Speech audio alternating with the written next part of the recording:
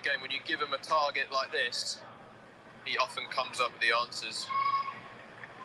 Nothing off balance about this one. Okay.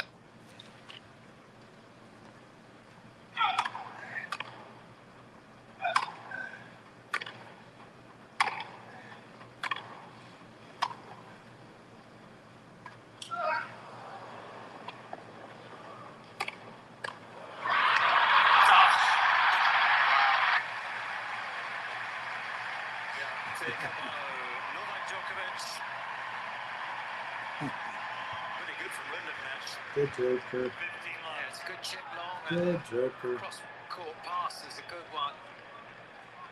You could say he was off balance for this shot as well, but the dive necessary to make that forehand volley.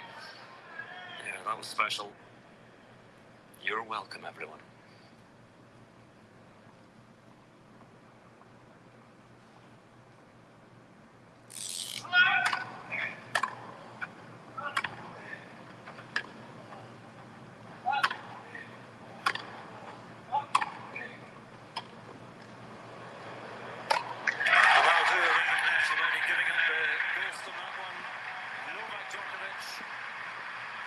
Takes the first set against Arthur Rinderknecht.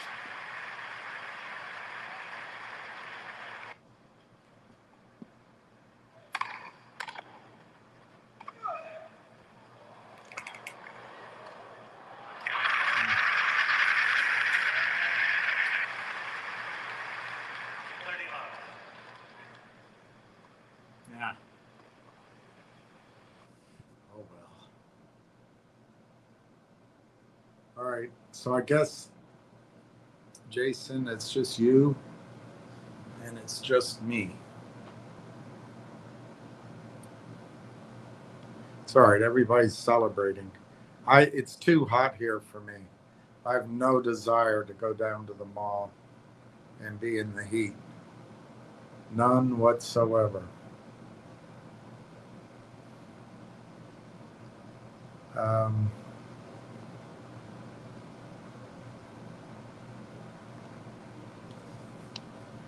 For Railtown, we're now at over 22,600. Sorry, 22,600,000 shares. We're over 22,600,000 shares. My job is to keep you from selling it when your account turns green and all the other guys come and tell you, hey, we've got a great idea for you. And that's my job. I think we're about to be rewarded with a nice long run of fun. But we'll see when it starts. The other day I told you about my AI model. It just flaked out on me. And it turns out what happens is large language models, when you have a long discussion with them, I guess they're also using that discussion. It's just pattern recognition. They're not thinking. And so that's why they start going loop-de-doo and hallucinating. So I don't like starting too many new conversations because then you have to educate the whole bloody thing all over again. But I have something here that I think we can talk about today. I tried to, I don't know what Socrates did, but I tried to use the Socratic method. I tried to not be overly optimistic. I asked questions, leading questions, and I was hoping the answer would come very positively on behalf of Railtown. But the dynamic that's happening right now, and it's true about Railtown on the Wall Street landscape, there's just no information out there. So these computers they're just spinning their wheels. They always come back with the same thing. It's a micro cap. It's a bunch of PRs that came out last year that had to be restated. It has no revenue.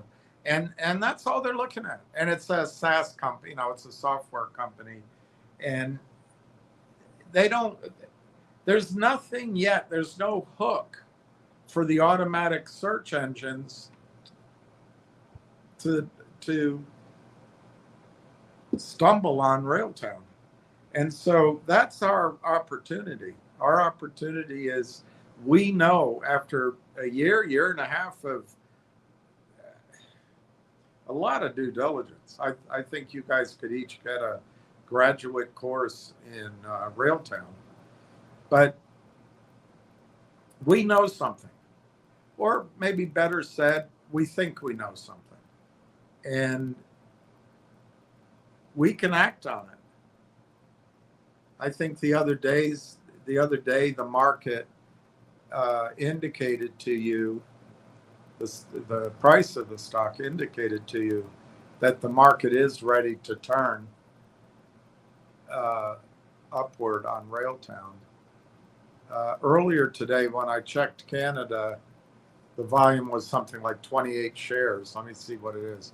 Yeah, they got it down in Canada on 76,000 shares. But there's a bid there for 25,000 shares in Canada. And of course, look, you can't help but believe that it's human beings studying things, and they have a real position to sell, and they know something you don't know. That's not it. These are just machines selling when nobody's looking. They just keep the pressure on. And today the volume in Canada is 76,000 shares. It's down 4%. It's down 1.5 cents. Just using those numbers, and of course not everything, but I doubt anything in Canada today is real on the sell side. I doubt any of it. But if they made the entire, and remember they're going back and forth, so they might even make more. But if they made the entire 1.5% that's down today, which might be a stretch, on 76,000 shares, they're making $1,100, $1,200 for just pressing it down. It's the same pattern every day. It's the same strategy every day. It's a non-thinking strategy. It has nothing to do with the fundamentals. It's just a very short-term goal to harvest $1,000 out of the market every day. And if you're doing it, if you're only one guy doing it, and you do it every day for 20 trading days, you're making 20 grand a month. Of course, you have to give maybe 60% of it to Stevie Cohen or somebody like him. And, so you do it with more than one stock. But that's the game. And when we look at it, we think, oh my God, there's something wrong with this stock. There's nothing wrong. When are you going to give up on the stock? It's always red. It's not telling us anything. It's not telling us anything. I think all of you guys who bought last week, absolutely amazing. And last 2 weeks, you timed it perfectly. You got in, you added a position, or you made a new position, and I think you got the bottom, which is amazing if it's true. No one ever gets the bottom, and you're not going to have to wait long. What are the catalysts for Railtown? I think the catalyst for Railtown might be that now that Dotage is in charge, there'll be some razzmatazz about Telus, and it might say Railtown, but I doubt it. But that's what I think could be a catalyst. Next week, maybe, following week. Another catalyst could be, I think it was Neil that said there might be a couple of NRs coming out. I don't know. I haven't heard that anywhere else. But if it has even a hint of truth, a scintilla of truth, that would be fantastic. If you could start seeing news releases, hey, Corey Brandolini woke up on the wrong side of the bed today, went into the office and worked a full day, and he and Marwan went out for dinner afterwards, and everything's hunky-dory. If they just put out a press release like that, all of a sudden we would know they can start talking, and that would be good news.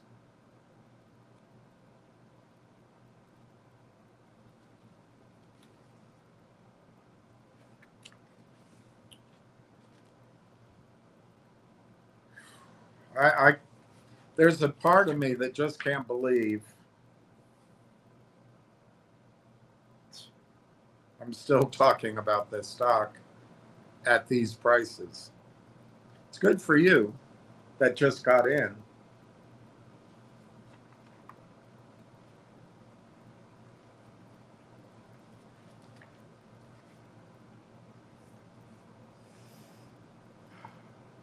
I think I'm getting an ear infection.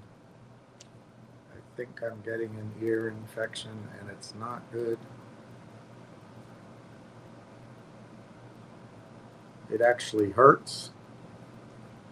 There, that's better. That feels better. All right. So what should I talk about? I do remind you, as a trade and a hold, I think it's a great time to buy TTTMF.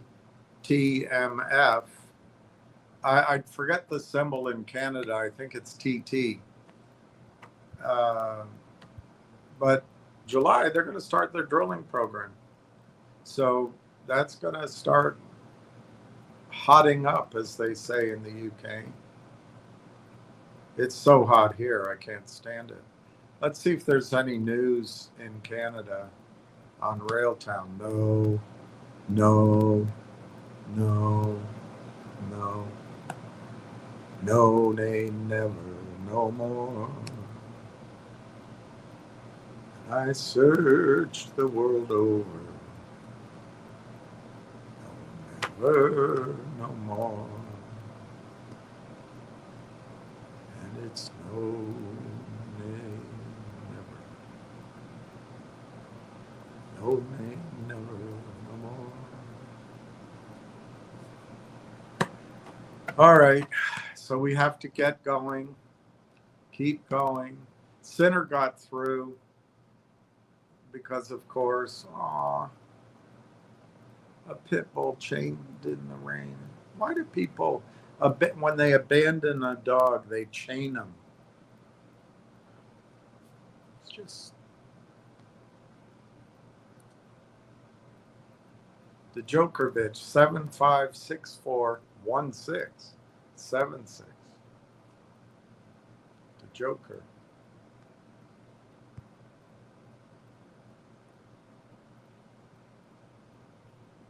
All right, let's go to your points, and then we'll I'll show you. I'm going to try to take you slightly into some other thoughts, maybe teach you and myself about what's going on. You'll see what I did. I tried to come from a sort of a macro problem level and tried to isolate the computer down to Railtown. It was having none of it. But there's a lot in the process that gives you a framework to understand what's going on.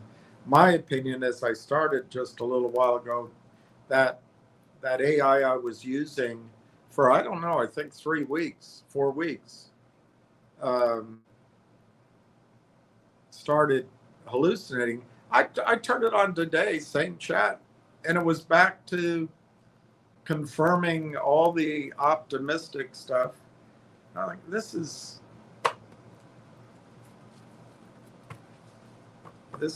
odd. So I switched to a different service just to take a break. But I did ask, I said, what's going on? And the whole thing is these large language models are just gobbling up a lot of information rapidly, looking for patterns, matching. And if you lead it and you ask the right question and you frame it, you can get a better answer. What I tried to do, which I'm going to show you, I tried not to do a lot of that. I didn't upload anything. I just tried to let it go where it might. And there's a lot to learn. I think it's fascinating. And I think you'll enjoy it. But let's go through your massages today. Harbison, take it easy. It's hot out today, I know. It is bloody hot, mate. You know what I mean? T. Alex, that drink never goes anywhere. Jack Hamilton, happy Independence Day. Here's to Somalia.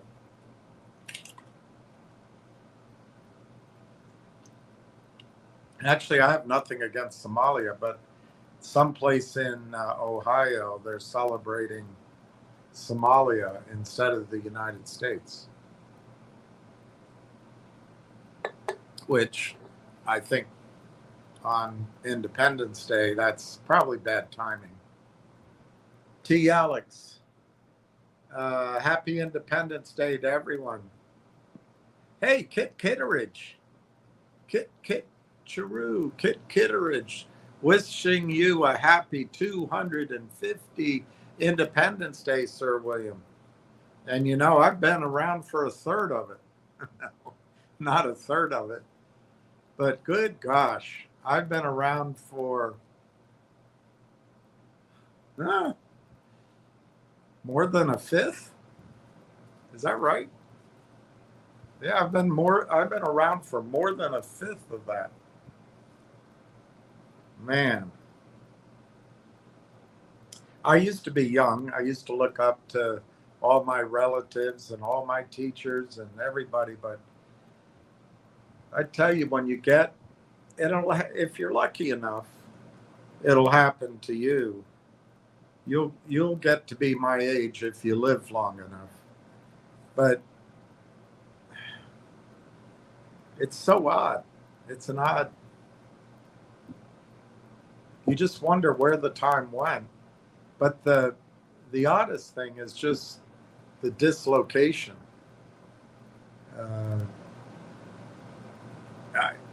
I take it for granted, for example, that everybody knows John Lennon, Paul McCartney, the Beatles, but it's just not the case. Or somebody knows Mick Jagger. It's not the case. Of course, I couldn't tell you a single hateful song Taylor Taylor Not So Swift sang. So I guess it's a mutual barrier of knowledge. Donna M. Canada. No, sorry. Good afternoon, everyone. What a surprise, William. Hey, Jack. Well, Donna, I think people, I don't want to take very much credit at all. I really think this group, this community, and you're one of the leaders, Donna, I think it's held everybody together because this machinery is just machines of driving every stock down. As Junk Savvy pointed out the other day, I really do think, I'm leaving the air conditioning on because it's hot. So I'm talking a little louder than maybe I should, but it's hot out there.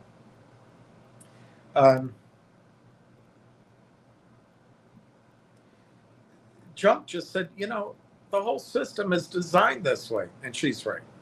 She's absolutely right.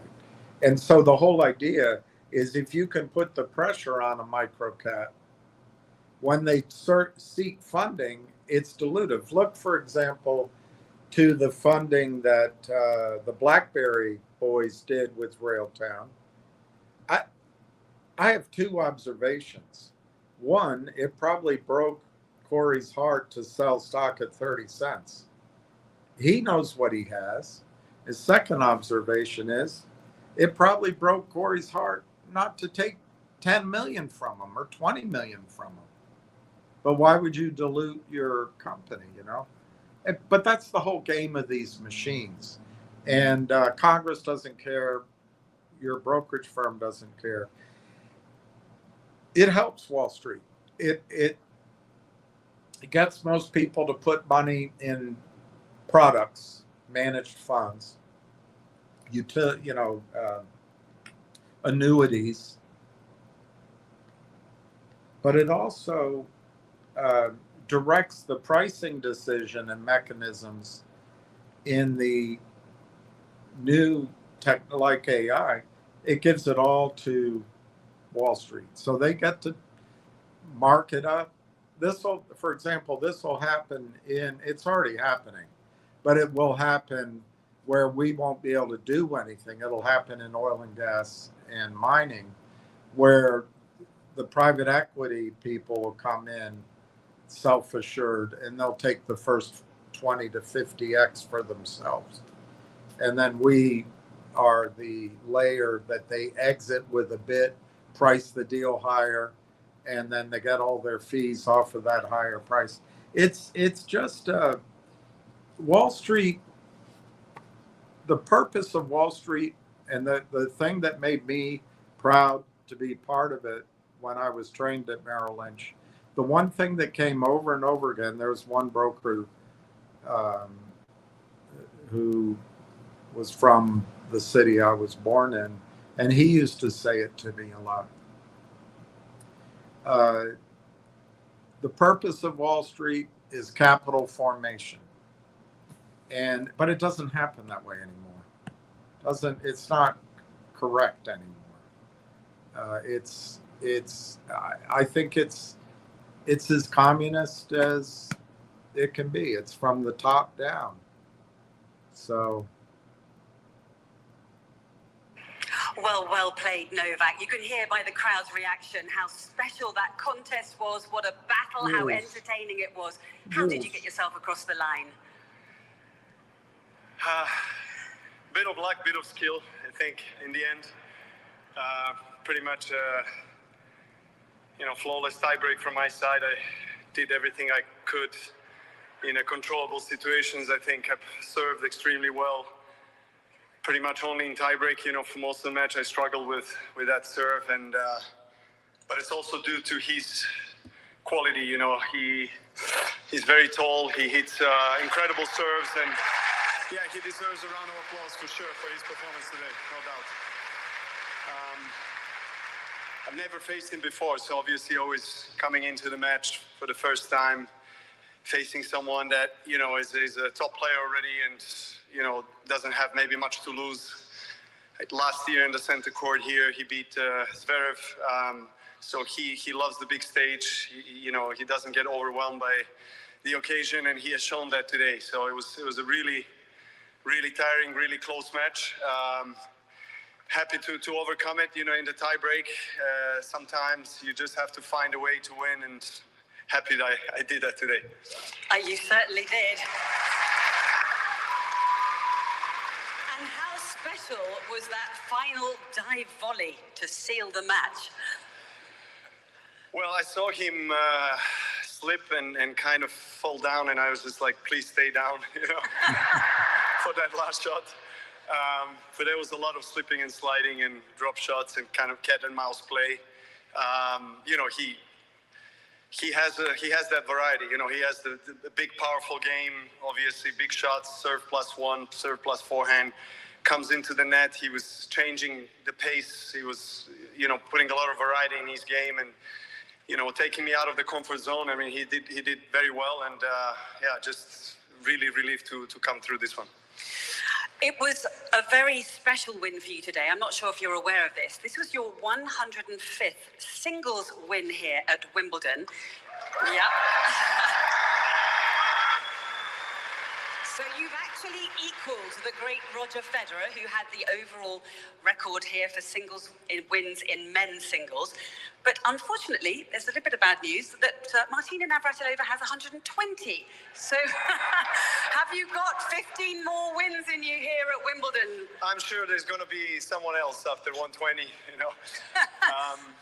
No, I mean, obviously to be able to make history of this sport is a huge honor and privilege, and particularly here, you know, I've said it many times, and, you know, it's always been a dream childhood tournament of mine. And, you know, obviously, I'm not thinking really about whether it's going to be 1 of 5, 6, 4. You know, I'm just really trying to win that match on a given day. You know, today I was quite stressed out. You know, more tension than honestly than usual. I knew it was going to be a very challenging match for me, which it turned out to be. Just happy to overcome this. And yeah, I propose a matchup between me and Roger for 106. You know, whoever wins gets. Let's just stop it here and let's call Roger to come. Okay. I'm sure he'd like to take up that challenge. So you're into the 4th round. You've kind of alluded to it already, but where is the mind and the body going into that 4th round? Yeah. How to put it in simple terms, you know? I think I've done everything I needed to do today under circumstances that were not maybe as good for me as they were in the 2nd round, and it was enough to win. So at this age and this stage of my career, every day brings something really new and unpredictable for me. And I'm hoping that, in a few days' time, I'll come out at my best. And more than tennis, I hope that my dance moves will improve, because my daughter, she's been, you know, teaching me, but I'm pretty poor, I think, in terms of the judgment of what I've done there. I don't think we agree. She didn't give me a smile in the end. She was like, yeah, we have to practice. But yeah, hopefully I can have many more dances till the rest of the tournament. Let's see. I hope so. Well done. We look forward to it. Novak Djokovic. He's 39. It's unbelievable. Unbelievable. All right. I forgot where I left off, but let's keep going. I was talking about the community, and everybody here is helping each other, and I think it means a lot. And I think everyone here who still is here, despite my failures in communication and temperament, I think everyone here has become a professional investor, become a sophisticated investor, and certainly as it relates to Railtown. And I think we're going to be on quite a long run here where we get rewarded for our Railtown patience. But it really stood out, Donna, that I don't know, definitely last week, but I'd say for the last 2 or 3 weeks, they just were coming at the stock. Again, it's not personal. They don't care. It's all machine led. They don't know anything. They don't care about anything. They've just made massive bets. They have to leverage it to get the stock down. They got to sell a lot of stock they didn't locate, and they're not going to deliver. And it's a highly leveraged bet to make $1,000 or to make $2,000. But that's why they come on. They want somebody to sell. It would help them so much if someone like Brandon Neely's friend had a stop limit order at 25 cents. 50,000 shares is what I remember. I might have it wrong. And so that was, I don't know, 2 months ago. They came down, spike, got it. That was beautiful for them. That was just beautiful. And the poor guy doesn't own the stock anymore. And he probably feels fine because the last 2 months have been a slog. But I tell you my opinion, in July, August, when it's 5 to $10 to $15, he's going to go I had 50,000 shares of that. It's going to make a big difference. So, Don, I think the reason I'm coming on is to make sure that people have a forum or support. Mine might be important, but certainly all of yours is important to everyone, so that people don't sell, they don't give up. Because I think two things. One, the stock is going to be profitable soon in and of itself, whatever your position, whether you paid 60 cents or like Starla, paid 22 cents. Unbelievable. Whether you paid any of that, it's all going into the green. But, the charm boys will come and try to tell you that it's prudent to take this or that off the table. That's day trader talk. They don't know the value of Railtown. They have no idea. They're just looking at charts. They have absolutely no idea of what the company's worth. And I will tell you, the automatic screening that goes on, perhaps the large language models of AI do a better job, but there's no information out there. And so all they see is a micro cap stock that zero revenues, good funding, but eventually they'll need to get funding, crowded field software. It's not interesting.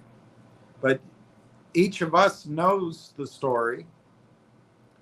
And Donna, I guess it helps if we come and share the story with each other,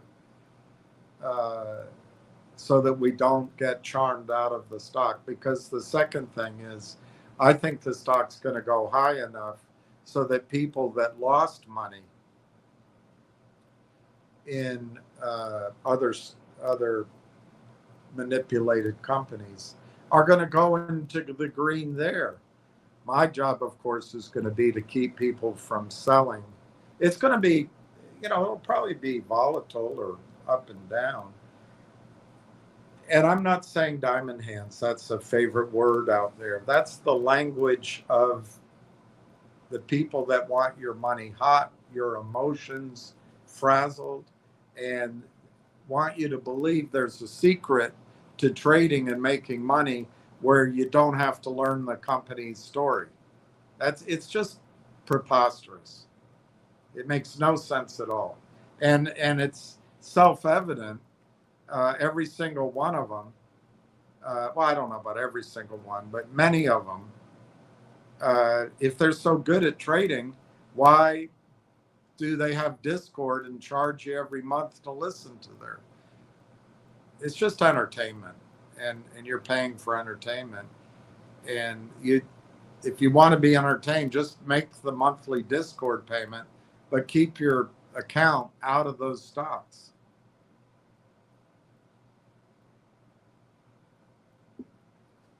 Anyway, I don't know, Donna. I'm glad everybody's here. And I was going to work on other things, but I thought I should come on since Railtown is trading in Canada. 78,953. It's now down only half a cent. The bid is 5,000, and that's 36 and a half. So it's come up. And who's on the bid? Anonymous is on the bid. Anonymous.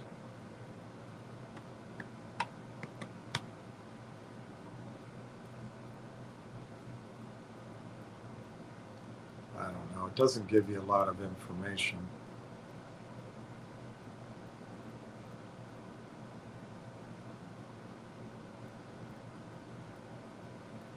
Research Capital Corporation just sold 2,000 shares. So Research Capital is selling 2,000 shares? Is that because they needed to pay their light bill? Or is research capital part of the whole game? I don't know. I would suspect they could be part of the whole, not the analyst, but the company. All right, let's keep going. Kit Kitteridge. Canada can be a strange brew. Harbison. When asking profitability of just raw GPU rental versus output surface, it's just like raw oil versus gasoline and all the other distillates. It's only logical the finished product is worth more. Exactly, 8x. And that's, the computer pointed that out to me. I didn't ask it. And they told me the multiple is 8x. When I do my own, calculations just to keep myself motivated, I use 5x. That's one of my ways of discounting. I also try to discount the revenue targets and then discount the answers I get.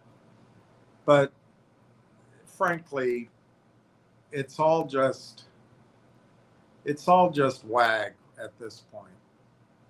Wild arse guessing until we get some information so we can fine tune our projections. But I think that information could start to come as soon as next week. Harbison, 8x might be on the low side. Yeah, it was an average when she put it up. Yeah, you would think so. You would think so. I mean, how do the app stores make money if they're not increasing the value of the raw iron? Or as you put it, it's a good example. A barrel of crude oil, I think the term is crack. You crack it. Anyway, you put it through a refinery and you get the different products. And so you turn a barrel of oil into being something worth a lot more. Jet fuel, gasoline, diesel, depending on the crude. Fast Denny, happy 4th dollar bill. Same to you. Giuseppe, hi there, William and everyone. Giuseppe, I would trust the LLMs more if they stopped complimenting me. Exactly. They do that to me. What a smart question. You're on the right track. It's like, I don't need you. But I think, there's an interesting study that just came out from Harvard. I saw it on YouTube. I didn't listen to the whole thing. But Harvard did a study and asked all the major chat box the same question. I didn't find out what it was. And they all came back with the same spun answer, the same woke answer. This is Harvard. They weren't trying to, I call it woke. They didn't use that word. But the question comes, are they going to manipulate our thought? And I think that's a real problem. You have to recognize it's just a dumb terminal that's able to process and collate and then represent information at lightning speed. I'm not sure people are going to be able to afford it when they start really charging for it. But, Giuseppe, it's my judgment, other people here, that what will fix the LLMs and make sure they don't hallucinate, they don't do those loops, is Railtown. Now, I know there's some competitors, and the big boys, the big girls are putting a lot of money and effort into fixing that area. It's a hot topic right now. But I think I get the point that Railtown is, here we are 14 months later, and whatever head start Railtown had, one could argue, are they keeping it? And whatever head start Telus had, I would argue Telus has forfeited it. But then the question is, does it really matter? And in the case of Railtown, I think it would be impossible for a small company to even come close. Even a Lang chain with $100 million, I don't think they can come close to what Railtown built. It's probably more of a open question if a Google or an Amazon or a whatever you call it, a SpaceX could. But even then, it would take time. Even if you had all the money and a bunch of smart people, it'd take time. And you'd probably buy it. I mean, look at Elon Musk bought, did he buy Cohere? No, he didn't buy Cohere. He bought something that began with a C.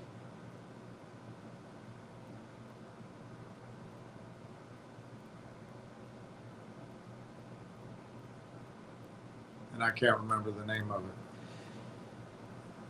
it. He bought it rather than build it. Of course, it had a lot of data in it. Let me just see if I can find out.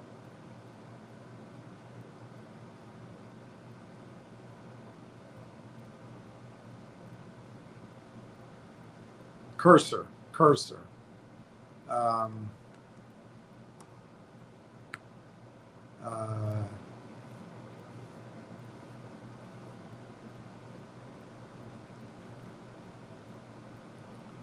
SpaceX announced it'll acquire all the stock of startup Cursor for $60 billion in an all-stock transaction. That's the advantage of having an overpriced stock, or at least a fairly valued stock. You can use the stock to do this. But when Junk Savvy says the whole system is designed, she's right.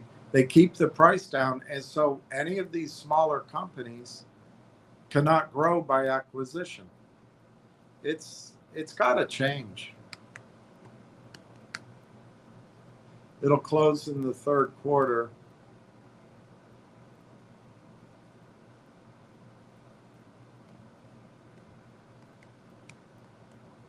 Cursor crossed $1 billion in annualized revenue in November, and they priced the deal at $60 billion at that time.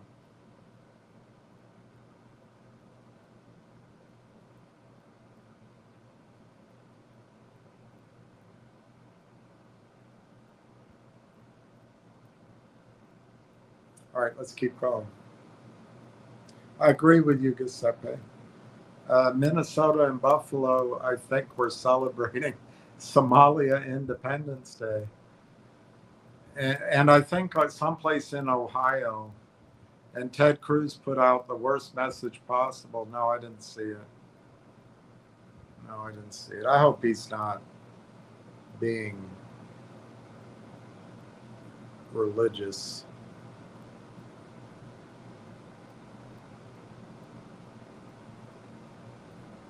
And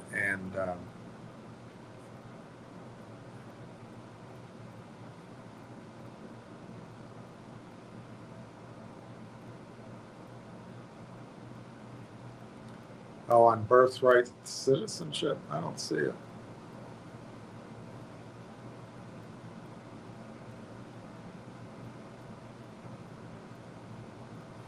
I don't know. I didn't see it.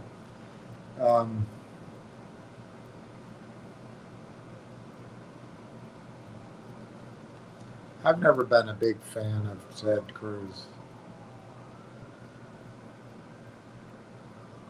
He married well. Ricky Brogan, hi RT crew.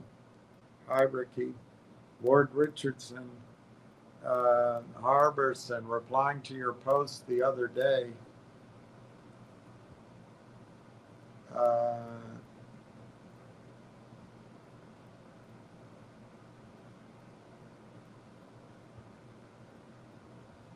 All 28 positions on the AI task force are listed now. RT board has a very strong connection with them. I agree, although AI doesn't agree with that.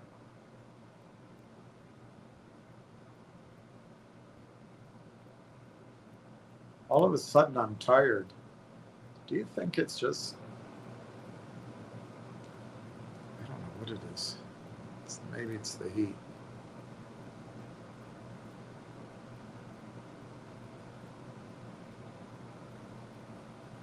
The Salute to Independence parade has been canceled.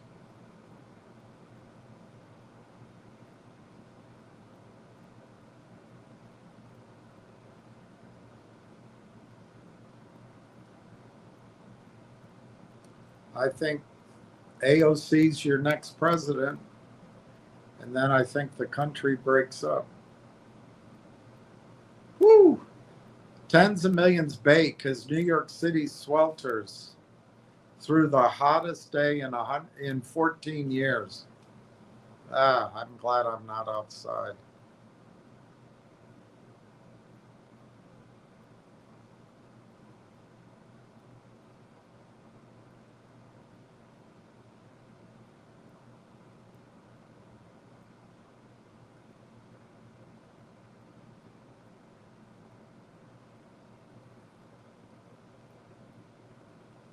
All right. Let's see sports. The show goes on. The heat is on. I don't see anything on Djokovic. All right, let's keep going. Let me show you what I have.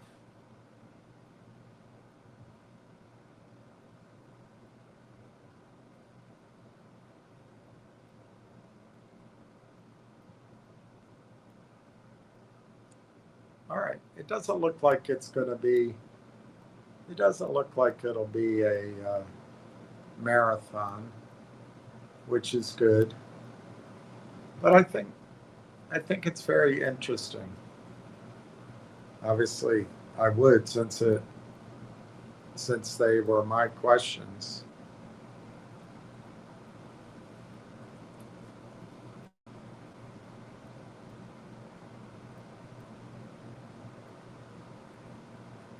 It's 1:47.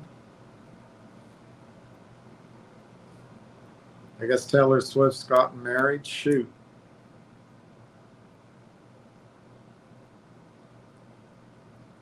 All those men that missed their chance.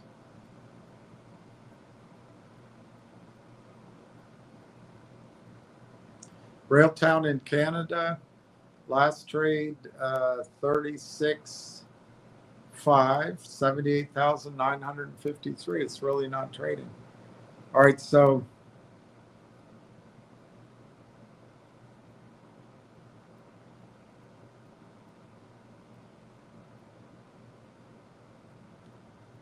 here's the men's draw at Wimbledon, and Sinner's up top, and Djokovic is down here.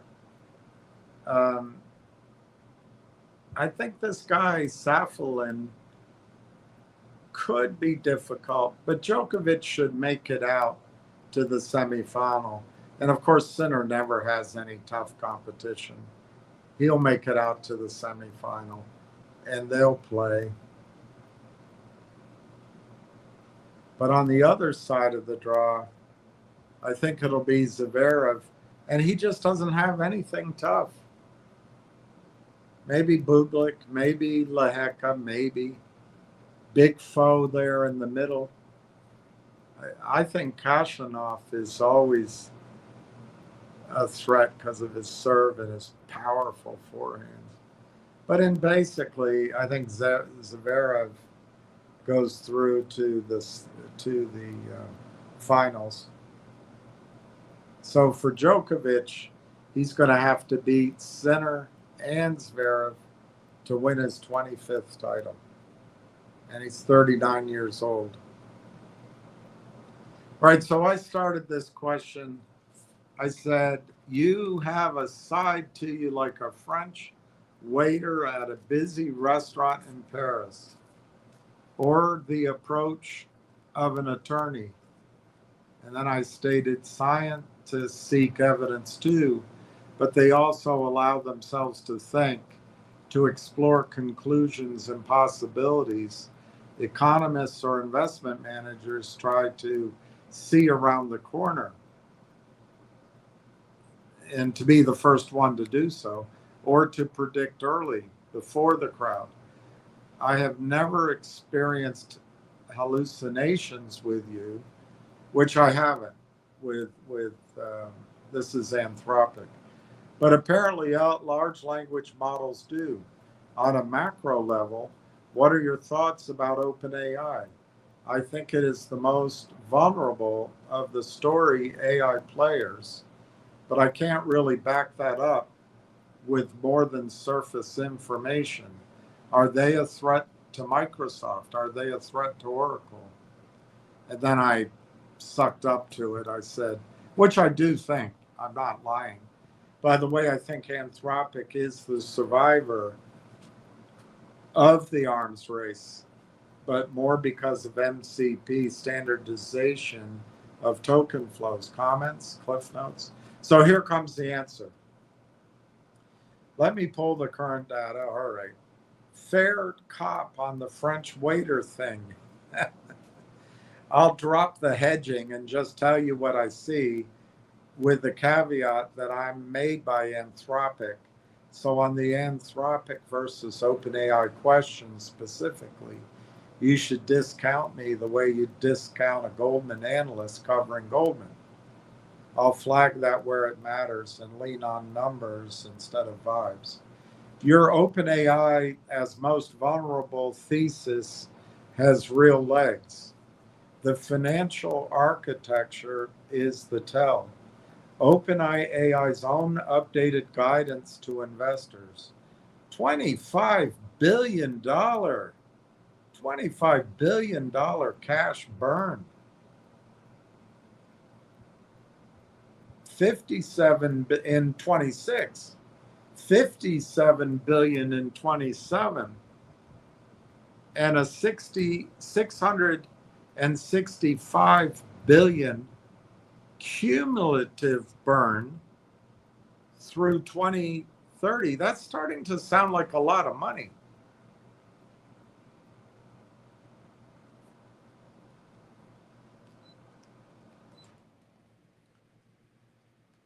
OpenAI's own updated guidance to investors. 25 billion cash burn in 26, 57 billion cash burn in 27, 665 billion cash burn cumulatively through 2030, with positive cash flow not projected until 2030. Some reports put the 2026 burn even higher. 27 post the renegotiated Microsoft terms. OpenAI expects cash burn of 25 billion in 26, 57 in 27, with a cumulative 665 through 2030. That seems repetitive, but maybe it's just a different information source. Compute commitments were walked back from the eye-popping 1.4 trillion headline to 600 billion by 2030, down from the previously touted 1.4 trillion in infrastructure commitments. Again, that seems very repetitive. Gross margin is thin, and getting thinner, OpenAI posted a 33% gross margin constrained by inference costs that reached $8.4 billion in 25 and are projected to rise to $14 billion in 26. And of course, I wonder when I see that, is Railtown part of the solution? But I'll leave that to a guy as smart as Word to figure out. The Stargate Oracle side of the ledger is shakier than the $500 billion headline implies. Actual committed equity in Stargate totals only, Stargate's that big, massive data center, totals only 52 billion, with the remaining 448 billion expected to come from debt financing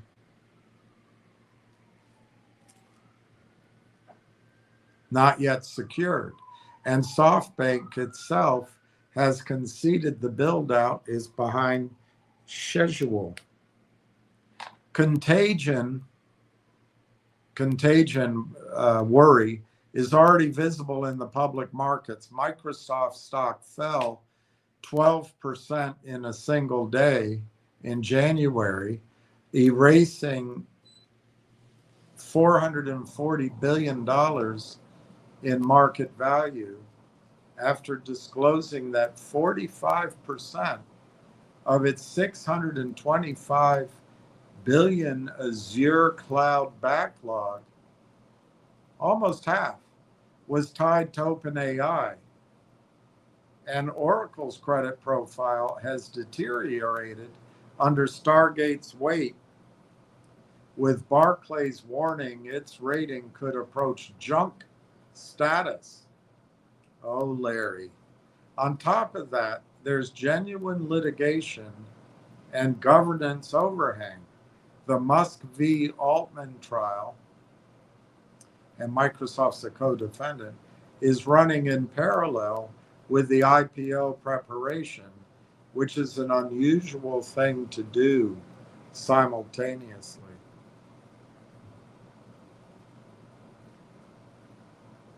So the bear case writes itself.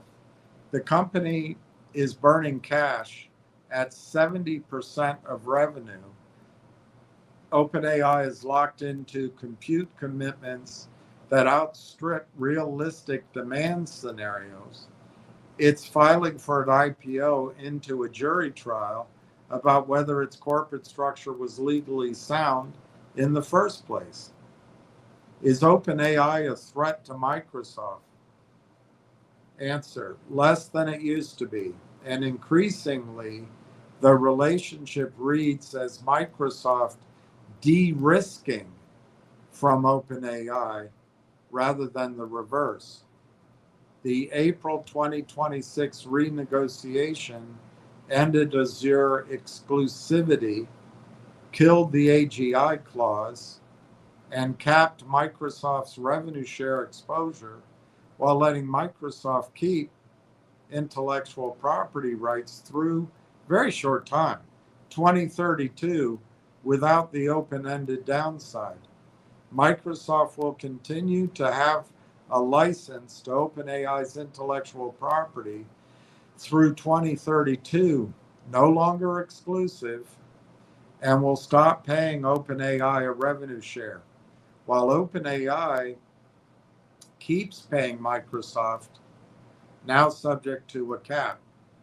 Microsoft also shipped its own model, My Thinking, MAI Thinking, M for Microsoft and AI for AI. Thinking 1 explicitly benchmarked against Claude, a hedge that only makes sense if Microsoft is preparing for a world where OpenAI isn't its exclusive or even its primary model layer. Microsoft's downside is real. That $625 billion Azure backlog dependency, but it's a demand concentration risk, not an existential one. Microsoft has Copilot, 365, GitHub, and Windows distribution, which won't disappear if OpenAI stumbles. Is OpenAI a threat to Oracle? That's a different but more acute risk. Oracle took on Stargate exposure to become an AI infrastructure player, and its credit profile is now directly correlated with OpenAI's ability to convert compute commitments into paying revenue.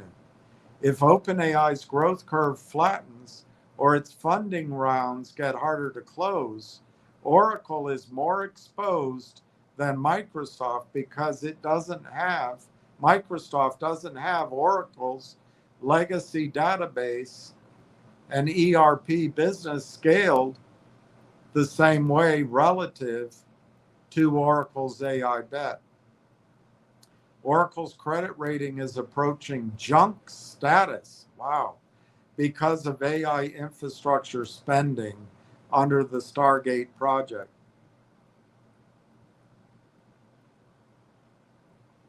This is the one where OpenAI stumbles and Oracle bondholders get nervous. And that could be the same sentence.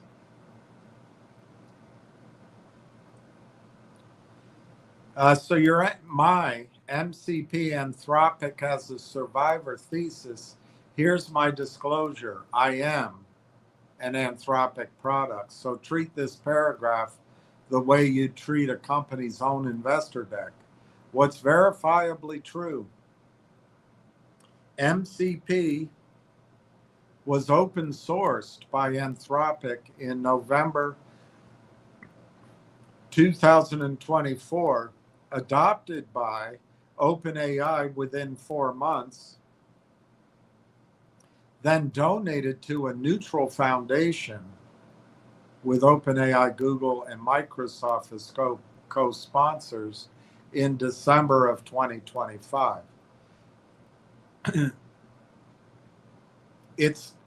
MCP is no longer Anthropic's protocol.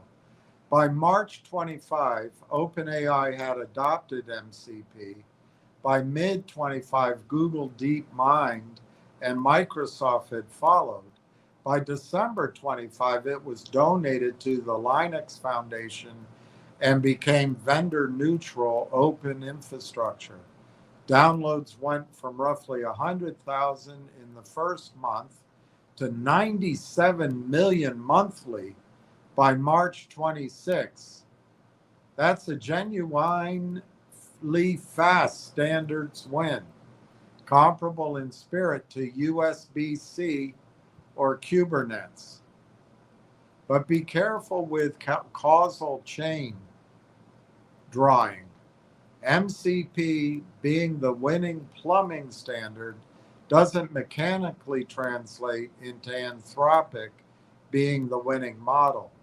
It's an open, neutral protocol precisely because Anthropic gave up exclusive control of it. It's evidence of Anthropic's technical taste and first mover credibility, and it lowers switching cost industry-wide, which arguably helps whichever model is best at agentic tool use at any given moment, not necessarily Anthropic specifically forever.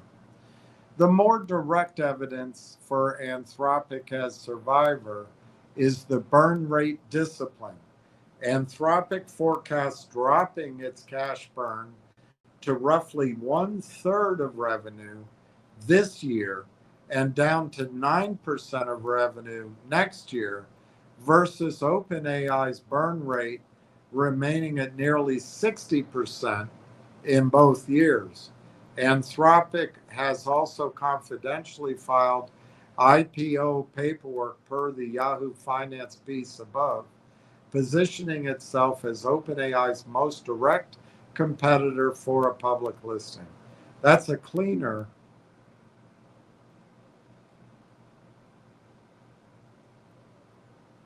data point than the MCP governance story.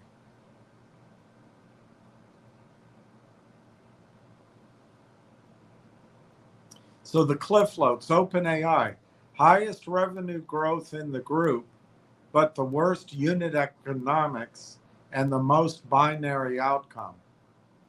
This is the name most likely to either become a 1 trillion plus IPO success story or a very public cautionary tale.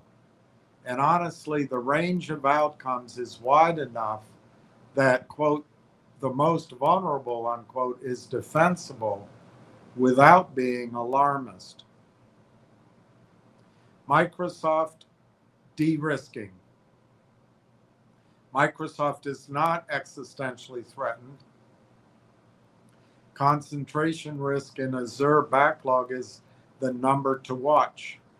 Oracle, most directly correlated with OpenAI's fate via Stargate. Credit rating is the pressure gauge. Anthropic, burn discipline is the real bull case. MCP is a reputational ecosystem asset, not a moat in itself. None of this is a recommendation to trade any of these names.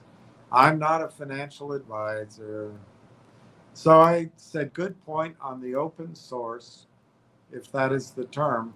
You guys stuck to it. Others have supposedly given away protocols in the common good, yet kept them. I think it of OpenAI, but I may be wrong. Is the greater AI trade going to collapse if Altman fails in his next raise? And what is the issue? Tokens? The charging for compute? The control of employees, much less agents, spend on AI? On the open source point, you're right to flag it, but the irony cuts the other way from what you might be remembering. OpenAI is the one that built a closed proprietary stack despite the name. MCP is the one that was actually given away. Yeah, that's what I remember. Anthropic released it in November 24 with the full spec and SDKs, and OpenAI adopted it within 4 months rather than building a walled garden competitor. And by December 25, Anthropic had donated the protocol to the Linux Foundation, making it vendor neutral, open infrastructure with Google and Microsoft as co-sponsors alongside OpenAI. So this is one of the rare cases when the company that originated a protocol actually let go of the steering wheel. What you might be thinking of instead, OpenAI has released a couple of open weight models while keeping its frontier models closed. And that's something else. Would the AI trade if Altman's next raise fails? First,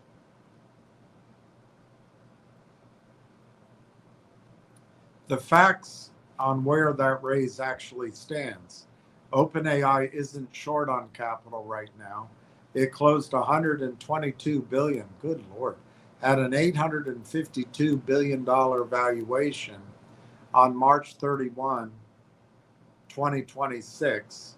SoftBank closed a second $10 billion tranche of a follow-on commitment on July 1, and there are informal talks about a government-linked equity vehicle. The more relevant next raise is really the IPO, confidentially filed June 8, targeting Q4 26, and there's already a visible crack there.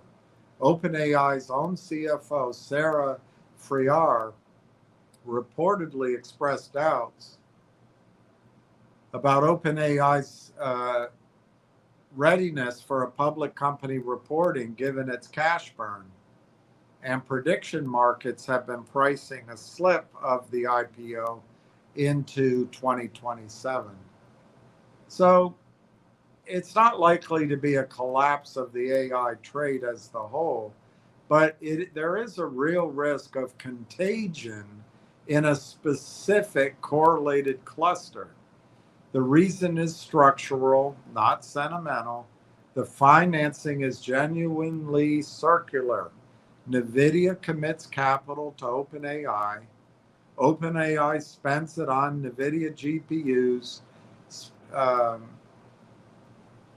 Microsoft, Oracle, and Amazon are simultaneously OpenAI's investors.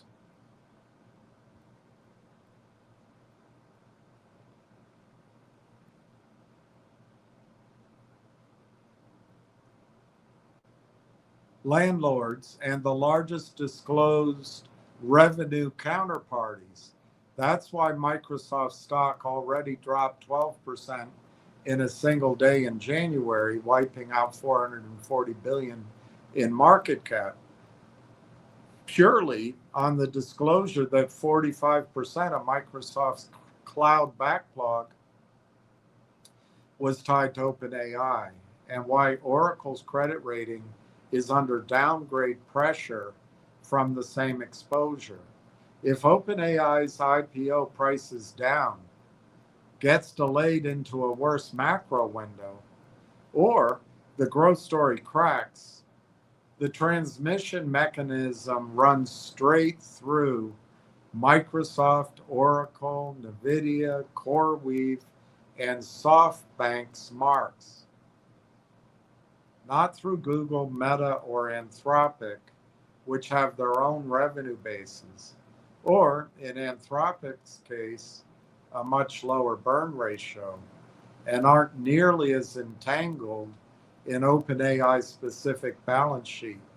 So that's the tied up ones are Microsoft, Oracle, NVIDIA, CoreWeave, and SoftBank. The ones that are not are Google, Meta, and Anthropic. What it would likely do to the broader trade is compress multiples. So multiples would compress across AI adjacent names on sentiment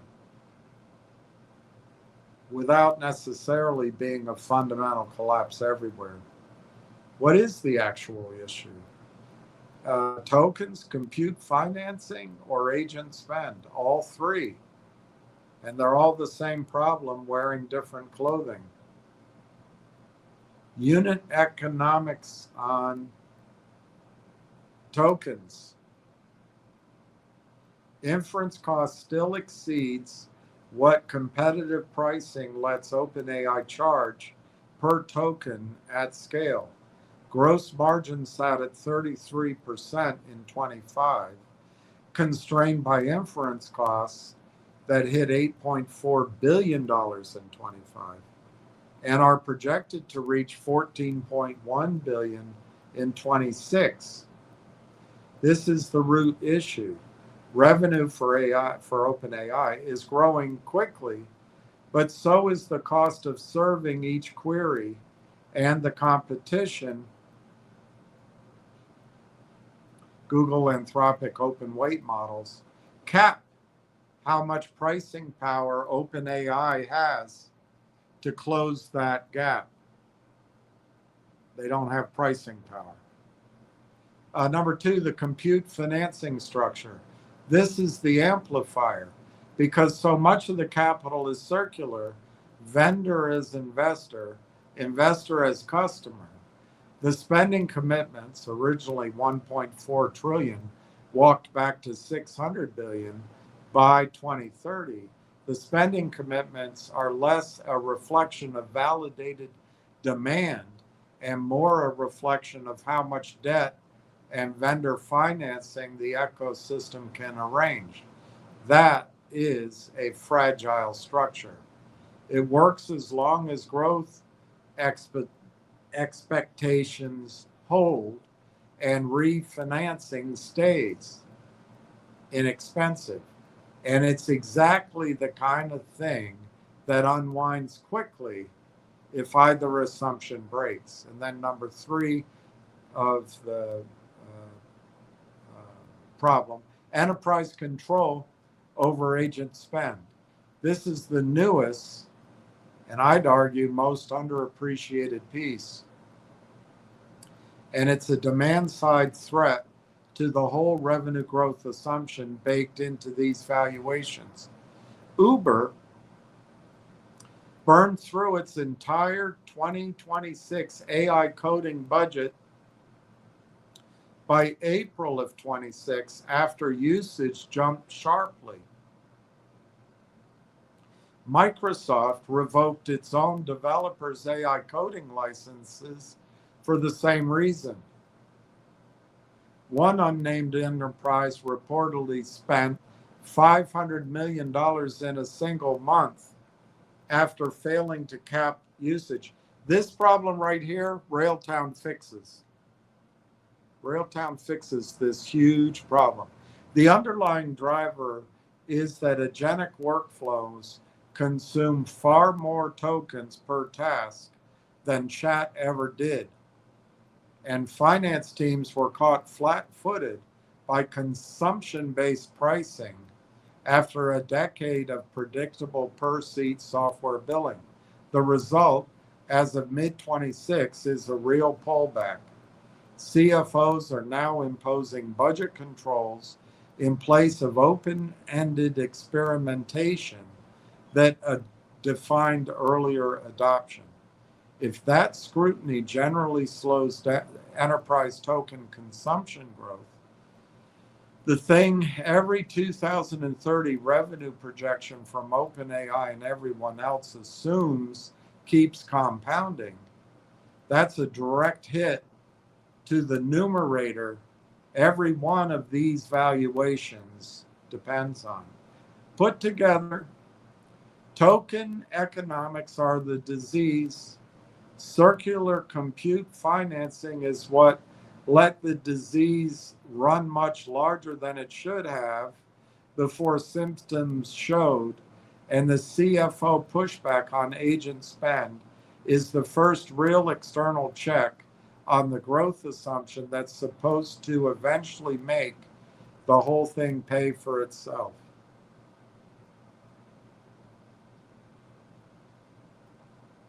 So I asked, OpenAI donated their code after adopting yours? I'm not sure I understood it. The one you actually did give away, nice of them. As this shakes out over the next years, decade, a big three may materialize, as it always seemed to in industries. Not so much the exact three number, but I think Google and Anthropic, and then I can't really see. SpaceX could be it, but it's really either hyped or brilliantly opaque. Microsoft may miss this transition the way IBM did with the PC. Amazon seems more about robotics and maybe distributed data centers, maybe, but their market for online shopping seems under threat from AI in the long run. IBM might step up. Apple is either genius with its distributed GPU model and low capex on AI, or it may become a product company. I think Meta is lurching from hope to straws, and its model of Facebook may not have much of a moat because of AI. But I'm not a tech guy, nor do I have access to research. How do you see it all shaking out?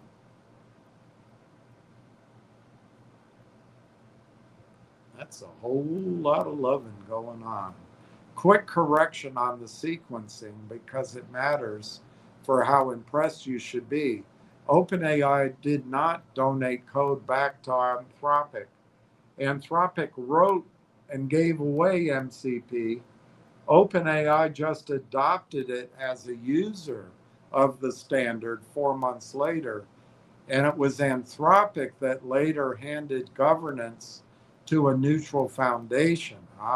OpenAI's contribution was showing up and playing along rather than trying to fork out or outcompete it with a closed alternative, which, to be fair, is its own kind of nice, since a company with OpenAI's market power could have tried to fragment the standard, and they did not. But the actual giving away was one directional. Now to your bigger question, and this is a good one. And I'll go company by company with what I actually found, not just priors.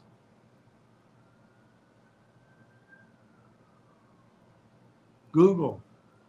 Your anchor pick is the easiest to defend. Google owns the full stack, TPUs, so it isn't renting its margin to NVIDIA the way everyone else is. The distribution surface of search and Android, and now Gemini is winning a share of both OpenAI and Apple's own product. Apple pays Google roughly $1 billion a year to license Gemini for Siri rather than build its own. Google's constraint has never been technical. It's organizational speed, and that constraint has visibly loosened over the past year. Anthropic. I'll keep this one short given who I am, but the empirical market worth trusting is the burn rate discipline. Anthropic is targeting cash burn at roughly a third of revenue this year and only 9% next year versus OpenAI's burn staying at nearly 60% both years. And Anthropic has also confidentially filed for its own IPO. That's a business built to survive a capital drought, which matters a lot if the financing environment tightens in the way we discussed. The third seat of the big three, potentially, is genuinely contested. And here's what I found out on each name you floated. Microsoft.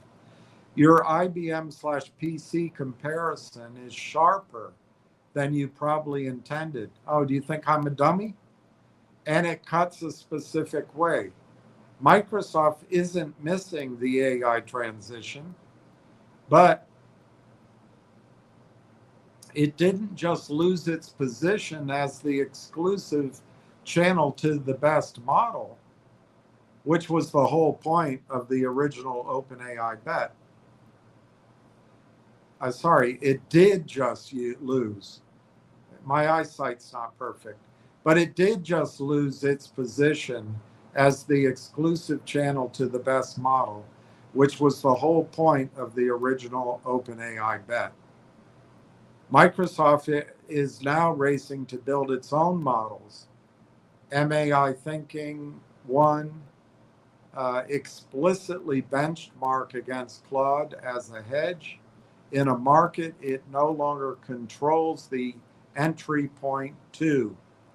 That's less, quote, missed the PC and more, quote, missed the exclusive distribution deal. Still a real problem since Azure Copilot and 365 remain formidable. But the moat is narrower than it looked 2 years ago. Amazon. I think your instinct undersells them. Robotics and logistics are real.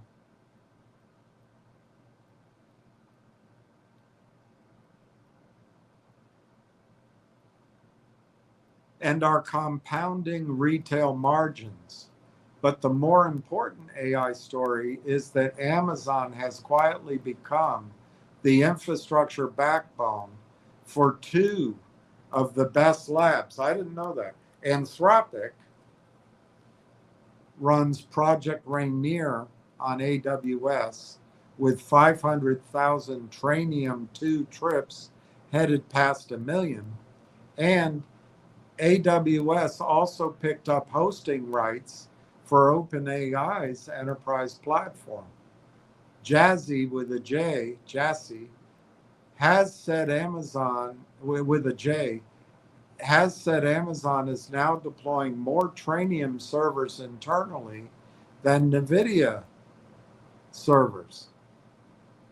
That's Amazon trying to do to NVIDIA what Apple did to Intel, own the silicon under its own workloads. So Amazon is trying to do to NVIDIA what Apple did to Intel. Own the silicon. Your online retail under threat point is fair, but Amazon plus Trainium plus the Anthropic relationship makes Amazon look more like a compute infrastructure with real retail arm than a retail company hoping AI doesn't need it. So, learn something.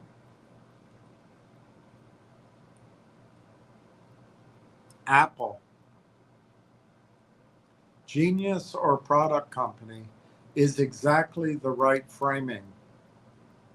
And I don't think you have to pick yet. The numbers are almost comically lopsided. Apple's 26 AI-related capex is around 14 billion against Amazon's 200 billion, Alphabet's 175 to 185 billion, and Microsoft's 145 billion. And Apple is licensing Gemini rather than building a frontier model. The bull case is real capital discipline. If the infrastructure supercycle proves oversupplied, Apple's asset-light approach ages well. The bear case is that distribution without a frontier model is a weaker hand if AI capability itself becomes the product people buy rather than a feature bolted onto a phone. I'd call this one a genuine coin flip on your list. Meta, you're lurching from hope to straws. Read matches what's actually happening, not just sentiment. Llama 4's Behemoth model underperformed and got shelved. Meta paid $14.3 billion for Scale AI stake and hired Alexander Wang specifically to pivot away from the open source strategy Zuckerberg had publicly championed. Its chief AI scientist left, and NVIDIA's CEO listing major AI compute customers by name in a recent earnings call, to wit, quote, "We run OpenAI, we run Anthropic, we run xAI," pointedly did not include Meta.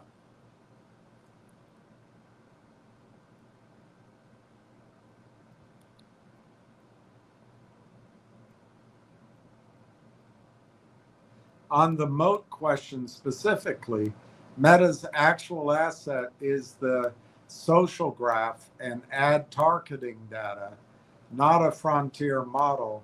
And that's a real moat for advertising. But it's a different, narrower moat than, quote, own the intelligence layer.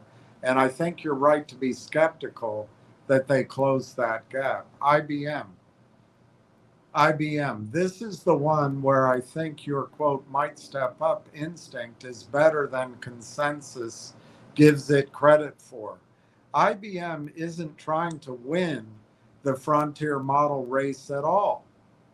Its Think 2026 announcements, Watson X Orchestrate, the Confluent acquisition, position it explicitly as the model agnostic governance and orchestration layer that routes work across Granite, OpenAI, Anthropic, Gemini, and Llama, with audit trails and policy enforcement built in. That's a coherent, differentiated bet. Quote, sell the plumbing and the compliance layer to regulated enterprises, stay out of the compute arms race, unquote. And it maps onto exactly the CFO cost control anxiety we just discussed. It's a real business, though it's a supporting infrastructure role, not a big three model layer seat.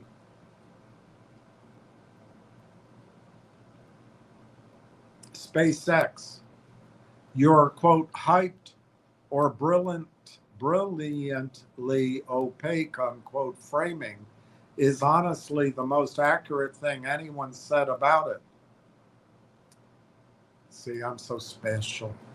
It doesn't disclose financials the way a public company would, so any AI angle is inference from Musk's decision to fold XAI into SpaceX ahead of the reported IPO filing. It's real optionality. Starlink scale infrastructure and capital access are genuine assets, but there's not enough disclosed information to underwrite a quote big three seat with anything beyond a guess. So where I land, Google and Anthropic look like the closest things to locked in seats.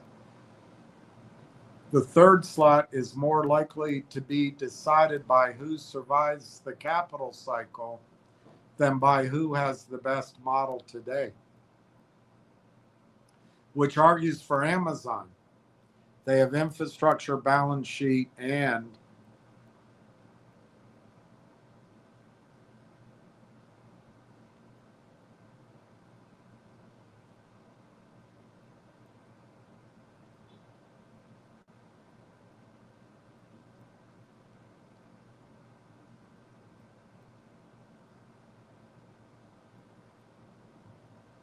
so the volume still is 94,953 in Canada. Last price 36.5.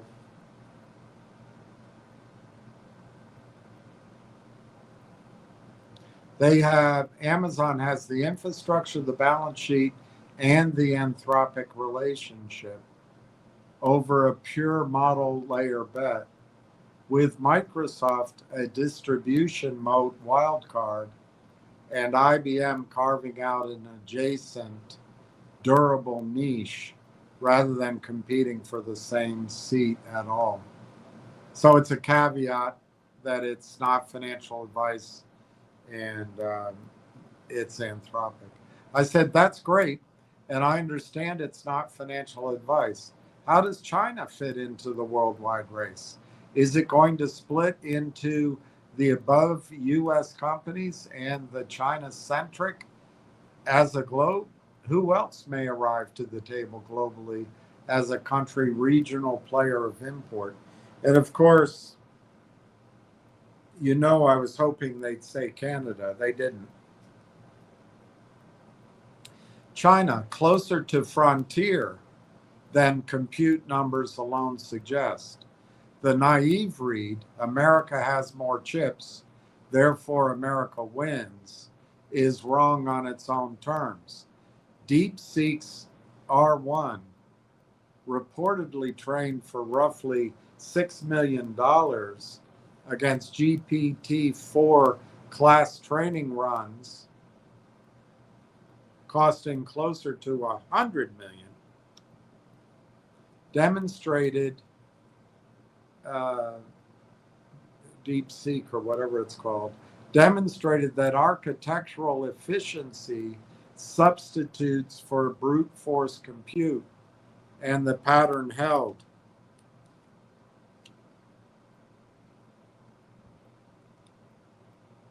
Chinese labs now hold 4 of the 5 top spots in open weight AI, with Zhipu's GLM5 scoring competitively with Gemini 3.0 Pro and approaching Claude Opus 4.5 on agentic coding benchmarks, and Alibaba's Qwen has overtaken Meta's Llama as the most derived open model family on Hugging Face. Chinese models also price 5 to 30x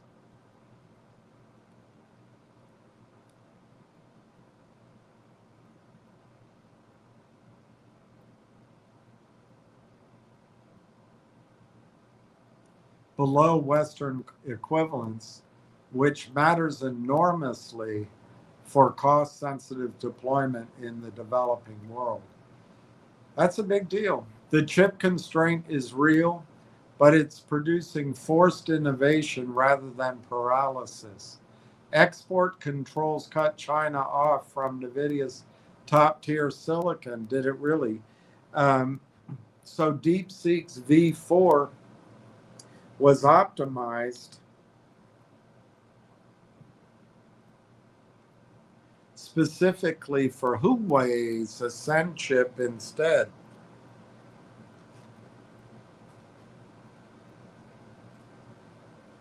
A genuine milestone, since it's the first frontier scale validation that a Chinese model can run natively on Chinese hardware.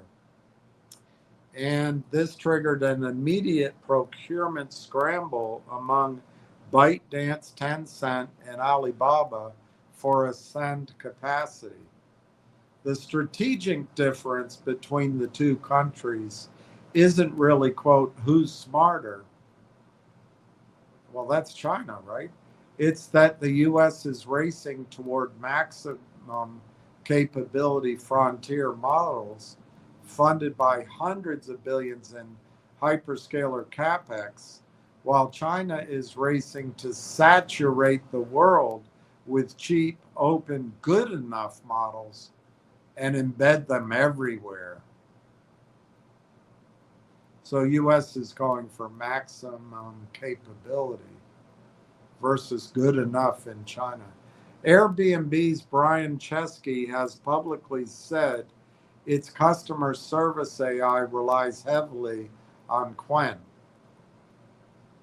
Those are two different games, and China may be winning the deployment game while trailing the capability game by roughly the equivalent of one model generation.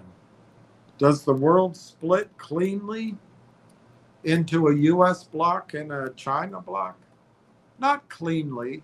It's shaping up more like a hub and spoke system with two centers of gravity and a large, deliberately non-aligned middle rather than a binary.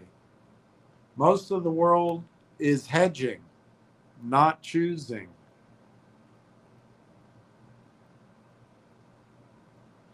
The Gulf is the clearest case. The UAE's G42 has explicitly realigned toward the United States sphere. Microsoft took a $1.5 billion equity stake, and the flagship Stargate UAE project runs on NVIDIA chips secured via special U.S. export licenses, while Saudi Arabia's Humane is pursuing a similar U.S. vendor-heavy strategy. NVIDIA, AMD, Qualcomm, and Amazon. Analysts now describe the UAE Saudi compute bloc as a credible third tier globally behind the United States and China, but ahead of everyone else, which is itself evidence against a clean two-block world, since it's a third pole built on U.S. technology, but Gulf capital and independent geopolitical interests. Europe is trying to build a genuine third path with real constraints. Mistral is the flag bearer open weights, EU aligned, landing real industrial contracts, Airbus, BMW, EDF. But Europe's own analysts are blunt that the constraint isn't talent, it's compute and it's capital.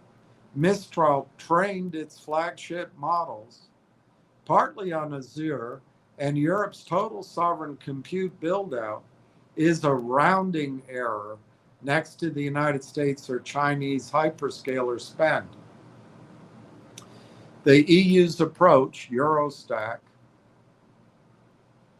the recent Cohere Aleph Alpha merger, backed jointly by German and Canadian governments, looks less like, quote, compete at the frontier and more like, quote, guarantee a non-US, non-China fallback option exists, a hedge, not a bid for parity. Well, if Railtown is in with Cohere bought Alpha from Germany, and Europe is trying to be non-China, non-US, it seems like a Canadian orchestration framework, Railtown, might get into Europe. I don't know. India is opting out of the frontier race entirely and betting on infrastructure instead.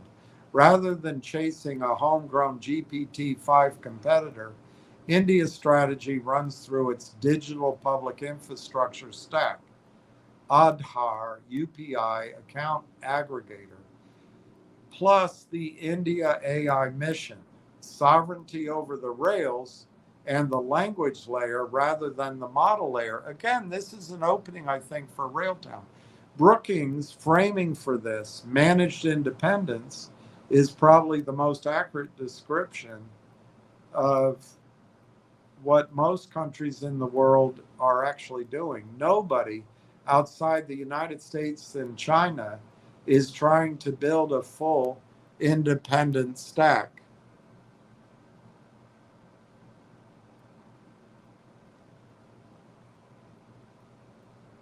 So I describe it less as a US camp, China camp, and more as two capability centers, US, China, and a handful of capital rich regional champions hedging toward one side while keeping options open. Gulf leaning US with multi vendor chip strategies specifically to avoid dependence on any one supplier, and a large tier of countries opting for infrastructure deployment sovereignty over any attempt at frontier model sovereignty. The open question is whether export control policy hardens this into an actual binary over the next few years, since every tightening of chip controls pushes hedging countries a bit further toward whichever side can supply them with chips. So who else arrives at the table as a country or a regional player of consequence beyond what we've covered? The Gulf states, UAE, Saudi Arabia, already there, not aspirationally.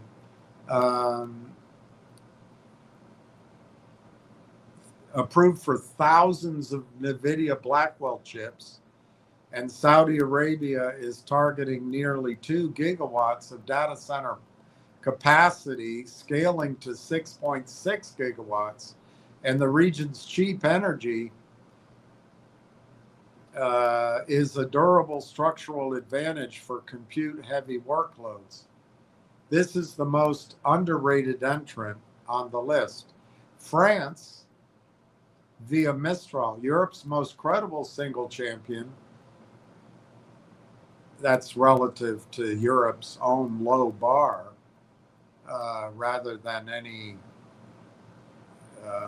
Western company scale, OpenAI, Anthropic, Google scale. Then there's Canada and Germany jointly, very interesting, Canada and Germany jointly, the April 2026 Cohere, remember Cohere is in the Buzz, Hive, Bell, Canada, I don't know, stack, let's call it. The April 2026 Cohere Aleph Alpha merger, backed explicitly by both governments under a quote, new sovereign technology alliance, is worth watching as a template. Two middle powers pooling capital and government backing to create one entity with enough scale to matter rather than trying to go it alone. So is Railtown going to enter Deutschland? Your papers, please. India, not a frontier model contender, but too large and too infrastructure savvy to ignore. The leverage point is standard setting and deployment scale. They have a lot of people and almost as many languages. None of this changes the core financial market thesis. Google, Anthropic, and probably Amazon are still the ones most likely to matter most to your portfolio. But the Gulf is the piece I'd spend the most time on. The Gulf is capitalized at a scale which could shift outcomes, and it's under discussed relative to China. So I discussed Canada and Germany jointly. I did not know about Deutschland. Canada has a goal to be in the top tier, top three of global superpowers in the AI transformation. It seems. AI for All, Canada Strong, the 28-person task force.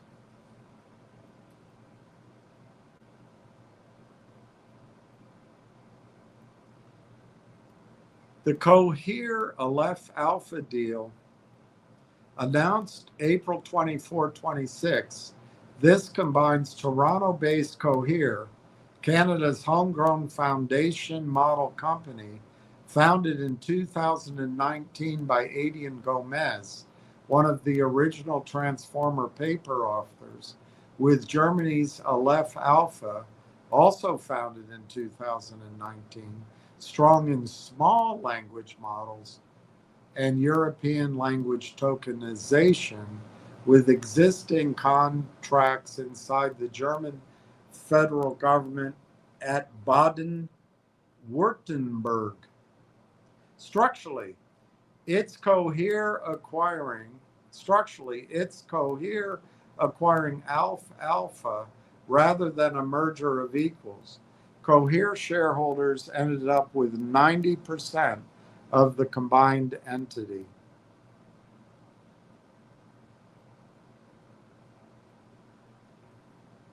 Though both sides are publicly calling it a merger, quote, anchored in Germany and Canada, with global headquarters in Toronto and European headquarters in Berlin. The financial backer is the Schwartz Group, not to be confused with BlackRock, the German retail conglomerate behind Lidl and Kaufland, which is putting €500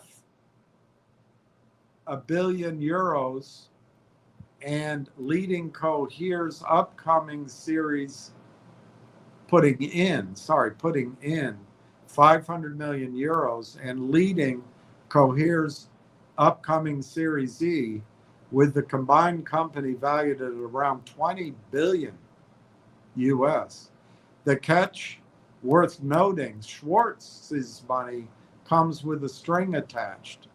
The combined company runs on Stackit, Schwartz's own sovereign cloud platform, which means the deal doubles as Schwartz converting retail cash flow into a captive enterprise AI customer for its cloud businesses.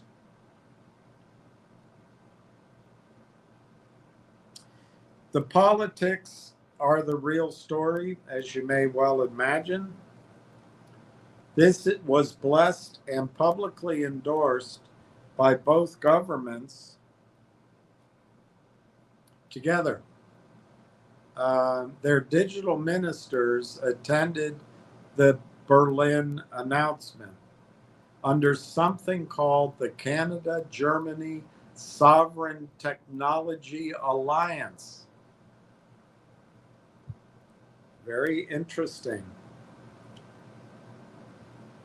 The Canada-Germany Sovereign Technology Alliance signed earlier in 2026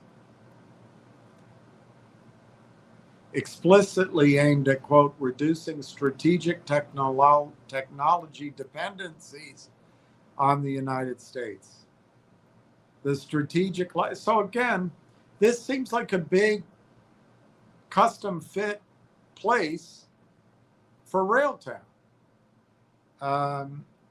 The strategic logic, per the analyst covering, it isn't build the best model. Cohere and Aleph Alpha both openly concede they're not chasing OpenAI or Anthropic at the frontier.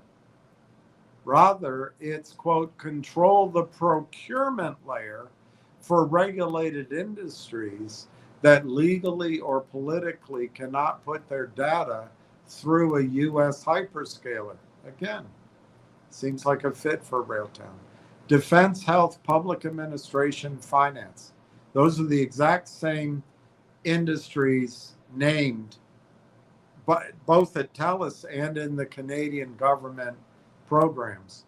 Europe alone is projected at 600 billion euros plus in sovereign AI specific spend.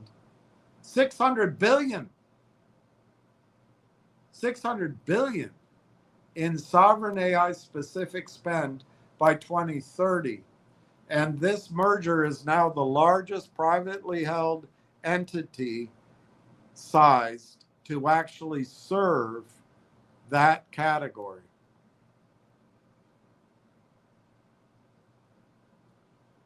On Canada's own ambitions, you're right that there is real machinery behind this.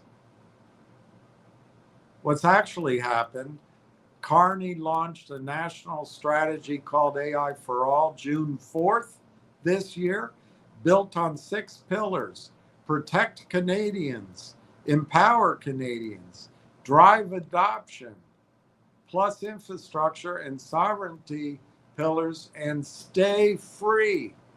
We will not be America's 51st state. They informed a 28-member AI strategy task force under Canada's first AI minister, Evan Solomon, and a public consultation which drew 11,000 submissions.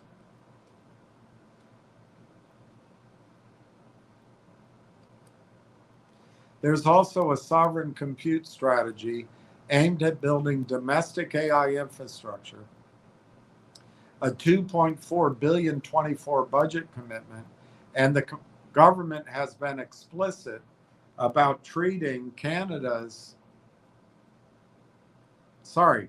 it says Cohere, about treating Cohere as a national champion.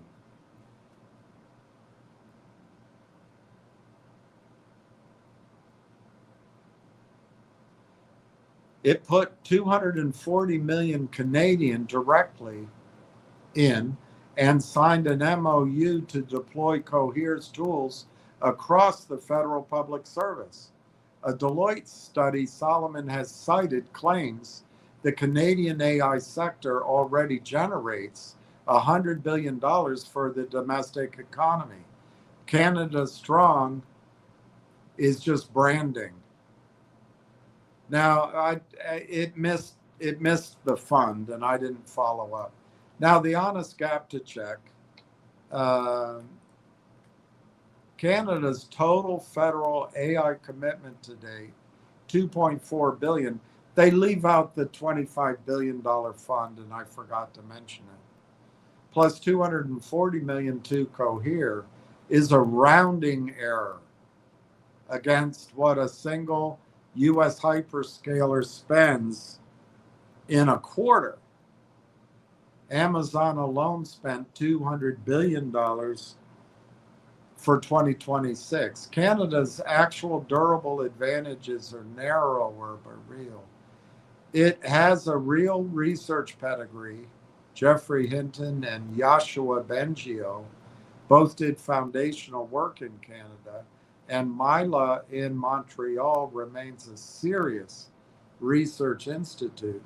And it now has, via the RLAIF Alpha deal, a company with real European government contracts and a plausible non-US enterprise footprint. That's a legitimate niche. Quote, trusted sovereign AI vendor for regulated Western institutions that don't want US or Chinese infrastructure. But it's a different and much smaller ambition than top 3 global AI power. I don't know. I guess. Poor Canada.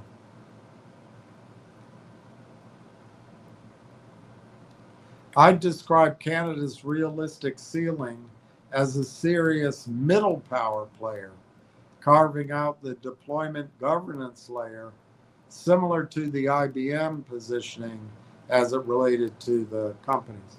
That's interesting. I said, no, good point. Canada is small. Rhode Island could beat it in a war. How is the chip story going? NVIDIA. But Google, Musk making their own? TSMC still dominant, but Taiwan threatened? Palo Alto and the Netherlands still choke points? Intel, AMD coming up? China? Any others? Good chess piece questions. NVIDIA still dominant. But the moat is narrowing from 2 different directions. Estimates vary, as do recollections, by source. 70 to 85% of the data center AI accelerator market by revenue in 26, down from roughly 92% in 23. The real moat isn't the silicon, it's CUDA, C-U-D-A, 15 years of software lock-in that makes training workloads sticky in a way inference workloads are not. That's exactly where the erosion is concentrated.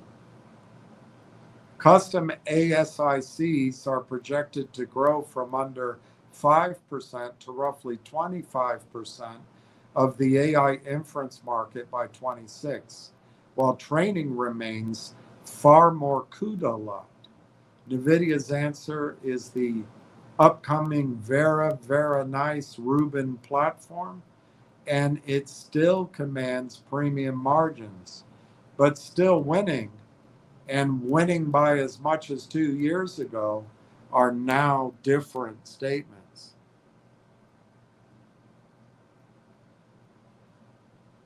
Custom silicon, Google, Amazon, Microsoft, Meta, and yes, Musk. Google's TPU, now on generation 7, Ironwood, is the most mature program. Broadcom has been Google's ASIC co-design partner from the start, and Google now controls a meaningful chunk of the custom cloud AI accelerator market. This is the one hyperscaler chip that's proven at scale, not just internally deployed. Google. Amazon's Trainium 3 is ramping now, fabbed at TSMC 3NM, and is materially important to your Railtown adjacent interests. Anthropic runs Project Rainier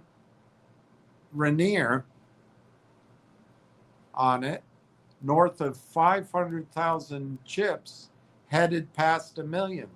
Microsoft's Maya 200 is TSMC 3NM as well, deployed for Azure OpenAI and Copilot workloads specifically. Microsoft isn't trying to replace NVIDIA everywhere, just to own its own inference economics. Meta's MTIA,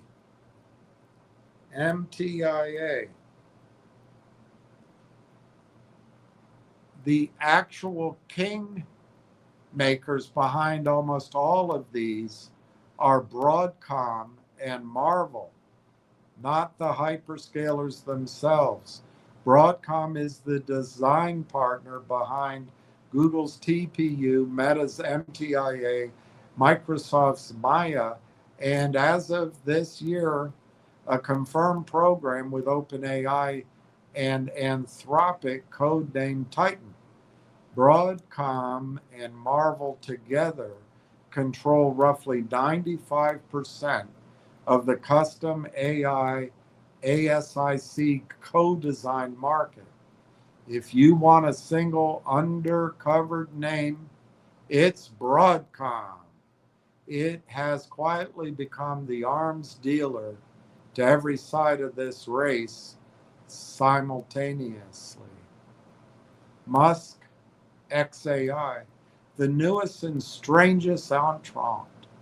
In April 26, Intel and Musk's ecosystem announced TerraFab, a chip manufacturing partnership using Intel's 18A process for Tesla FSD/Optimus inference chips and radiation-hardened chips for SpaceX XAI's orbital data center ambitions.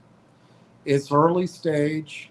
First production is likely in 2028 or later and carries real execution risk on both sides. Intel's 18A is still working through yield issues, and this is unusually demanding as a customer to be the first proof point.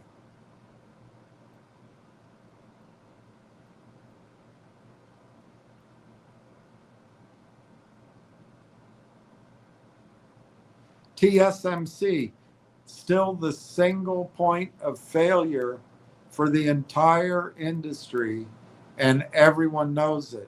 TSMC manufactures roughly 90% plus of the world's most advanced chips, and every major custom ASIC, Google's, Amazon's, Microsoft's, Meta's, fabs on TSMC regardless of who designed it. That's the fact, Jack, and that should worry you more than any single company's earnings. Broadcom, Marvel, NVIDIA, AMD, and Apple are all racing each other on top of the same foundation. Taiwan Strait risks is standing tall risk nobody has actually priced correctly because it hasn't happened yet. TSMC's own diversification, Arizona, Kumamoto, Japan, and Dresden, Germany, is a hedge, but it still represents a small fraction of total advanced node capacity, which remains overwhelmingly concentrated on Taiwan itself. ASML, Netherlands. Yes, still the choke point, and it's getting tighter, not looser. ASML is the sole global supplier of EUV lithography equipment.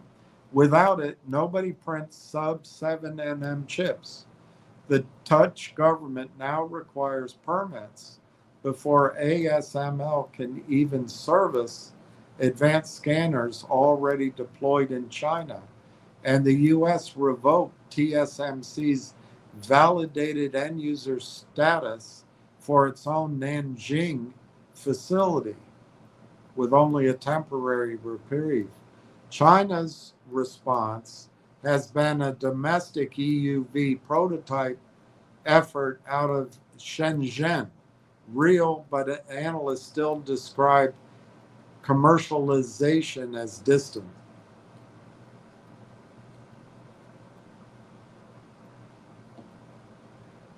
On the design software side, there's a second less discussed choke point. American EDA, in other words, electronic design automation firms. Synopsys, Cadence, and Siemens. I thought Siemens was German. Synopsys, Cadence, and Siemens collectively control over 80% of the tools used to design any advanced chip in the first place, which is arguably as much of a lever as the lithography itself.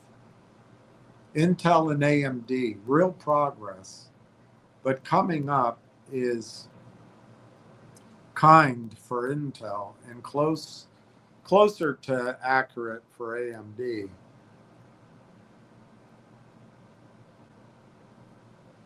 Intel's 18A node is actually actual high volume production at Fab 52 in Arizona, a milestone after years of delay, and has landed Microsoft and Amazon as foundry customers, plus the Musk Terafab deal.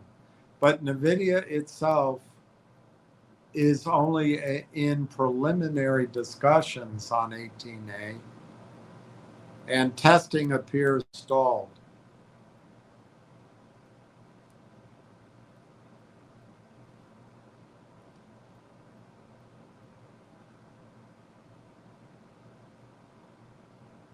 And Intel has zero fully committed external customers for its next node as of the middle of this year. Intel is now a credible second source and a geopolitical hedge, not yet a real alternative to TSMC at the leading edge. AMD is the more straightforward coming up story. The Helios rack systems land in the second half this year with competitive specs, and AMD's market share has risen, mostly on inference workloads at Microsoft and Meta.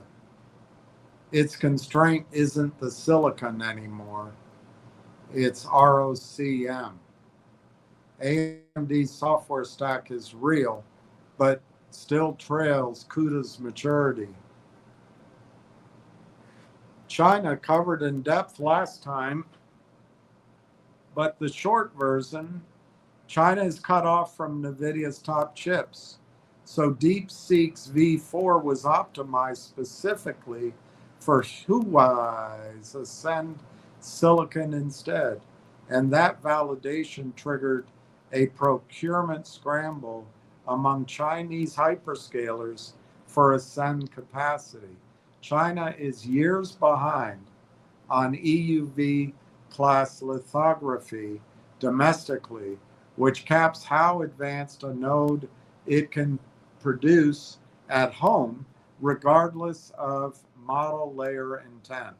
The chip war and the model war are running on different clocks.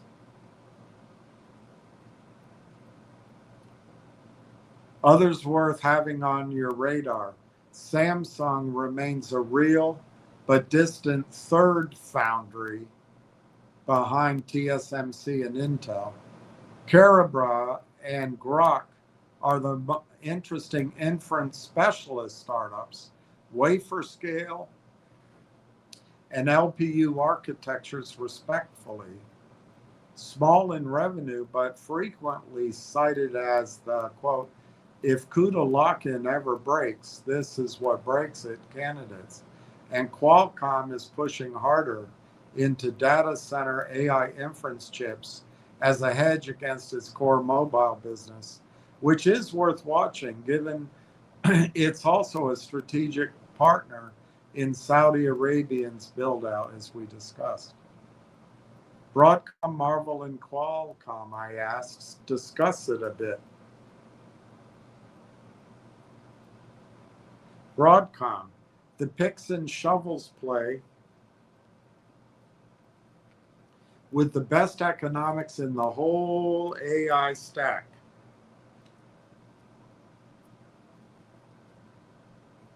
It doesn't sell a branded chip to end users. It's the design partner hyperscalers pay to turn, quote, we want a custom AI accelerator into an actual working ASIC.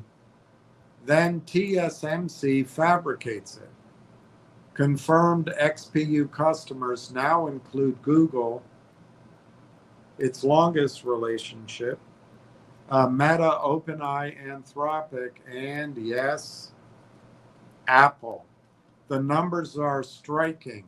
8.4 billion in AI semiconductor revenue in fiscal Q1 26, up 100% year over year, guided to 10.7 billion for Q2, and CEO Hock Tan has put $100 billion AI chip revenue target on the table for 27, backed by a disclosed $73 billion customer backlog. That backlog figure is an important number. It's committed, not projected. The two structural advantages. First, Broadcom's design services model is capital light.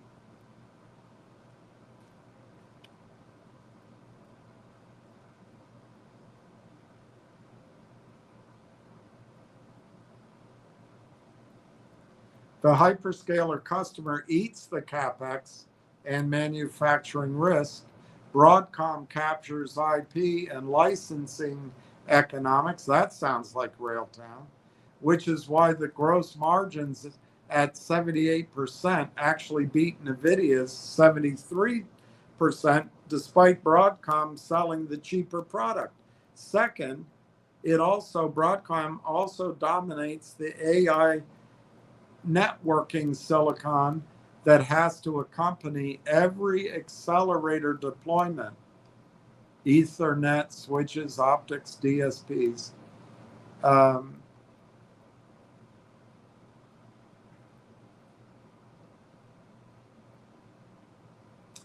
industry rule of thumb is roughly 40 cents to 60 cents of networking spend for every $1 of accelerator spend, and Broadcom collects on both sides of that ledger in a way neither NVIDIA nor Marvel fully replicates. Marvel, the same business model,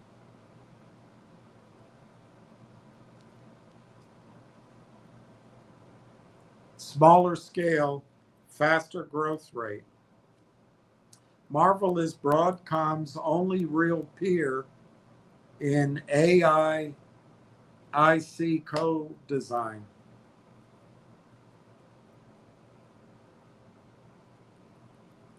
Together, they control roughly 95% of that market. Marvel's anchor customers, AWS Trainium and Microsoft Maya, versus Broadcom's Google-centric base, and its Q1 full year 26 data center segment grew at 27% year over year, with management citing, quote, exceptional AI-related bookings across optics, Ethernet switching, and custom XPU work.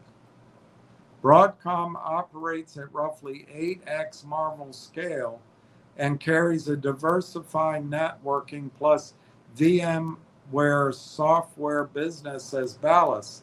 Marvel is the leveraged single thesis bet, all upside if customer silicon keeps compounding. With no other large segment to cushion a stumble if hyperscaler capex ever pulls back. Both stocks have a re-rated hard in 2026 on this story, which I think is about to happen to Railtown.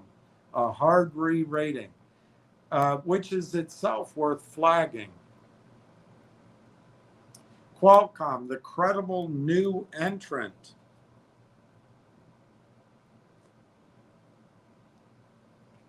Unlike Broadcom and Marvell, Qualcomm isn't primarily a hired gun ASIC designer for hyperscalers. It's trying to re-enter the data center accelerator market directly with its own branded product line, built on what it calls high bandwidth compute, specifically targeting inference, and within inference, specifically the decode stage, where power efficiency rather than raw throughput determines the winner.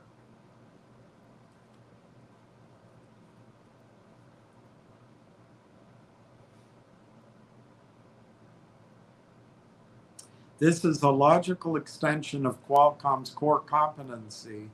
Mobile chips have always been won on performance per watt, and it dovetails with the Gulf angle from our earlier conversation. Qualcomm is one of the named strategic partners in Saudi Arabia's Hum AIN build-out. The realistic framing forecasts still have NVIDIA retaining roughly 64% of the AI accelerator market through the end of the decade. And merchant GPUs overall I gotta get glasses, I guess. Merchant GPUs overall near 74%. So Qualcomm isn't dislodging anyone at the top. Qualcomm is positioning as a power efficient alternative for inference workloads growing fastest, which is a real defensible niche.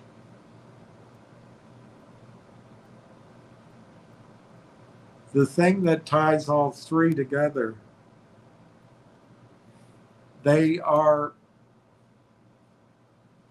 betting on the inference market growing more quickly than training and fragmenting away from general purpose GPUs toward workload specific silicon.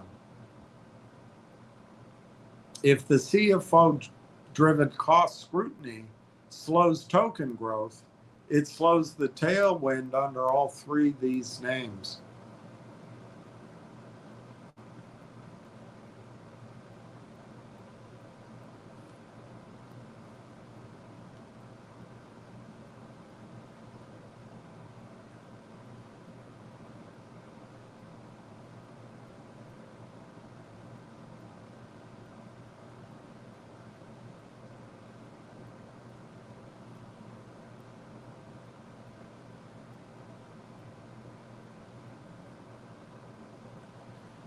All right, I'll take a break right here and look at your comments. Of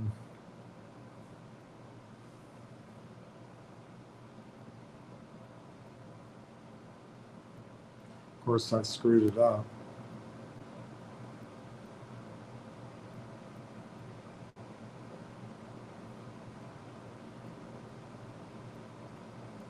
I screwed it up. Let me see if I can fix it first.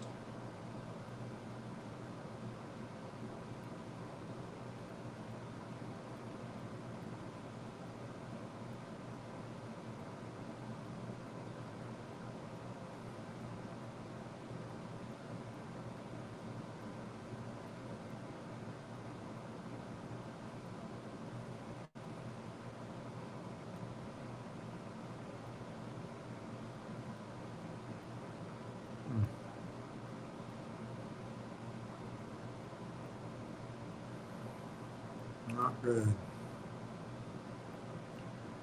Not good. Not good.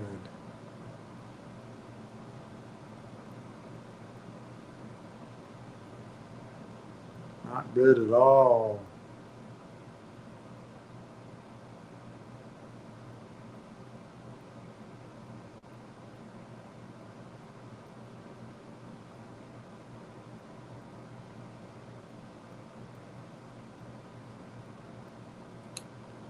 I screwed up. Darn it.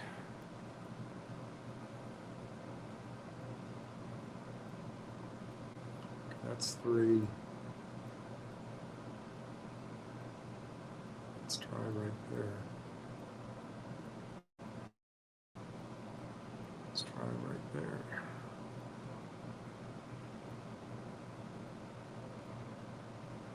Okay. I think I found my place. All right, let's go to your comments. Railtown is 103,753 shares. It's up now. Railtown is up 0.015 at 38.5. The bid is 12,500 in Canada. The bid price is 38 cents for 12,500. The ask is 10,000.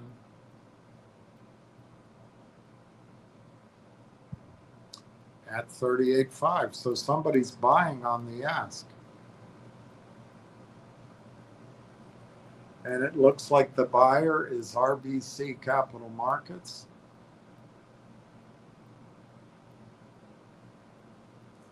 Guys, I think it's going to start getting good for you next week, I think. Let's see what your comments are, because I don't, oh shoot, I missed. Here's, if anyone said anything before Jack Hamilton, I don't have it on my screen. Jack Hamilton said, nicely put, Mr. Richardson.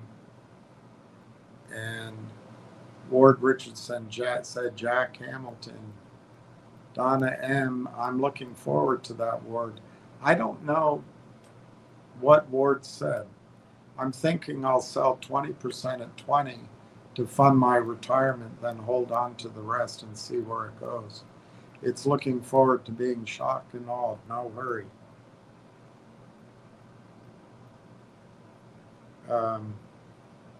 I'm not it. I'm looking forward to being shocked and awed. Ward Richardson, Donna M., Ricky Brogan, Donna and Jack, Railtown Strong, Donna M., hi Ricky, Ward Richardson, Railtown, T. Alex added another 14.8.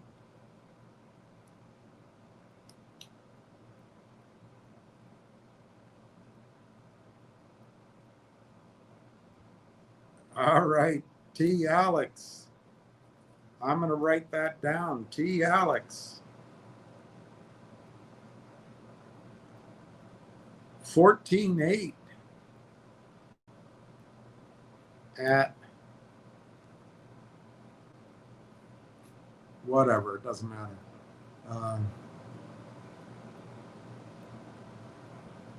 Good for you. T. Alex, bravo. Congratulations on just doing it. Congratulations. I think you did the right thing.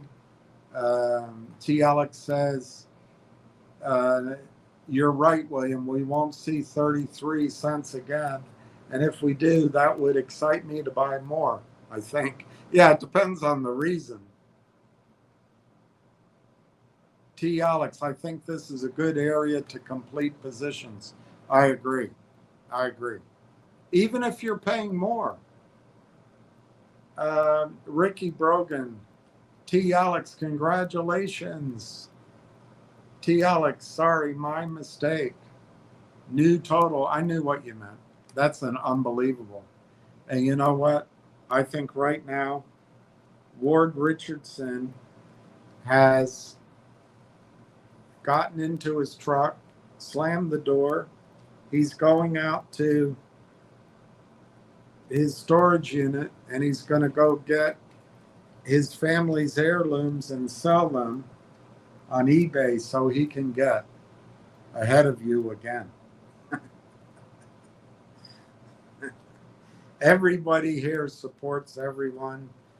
Some will have more than others, but we'll all participate. Justin Babbage, how much money does IBM Canada have? Maybe they would want to amalgamate with our team.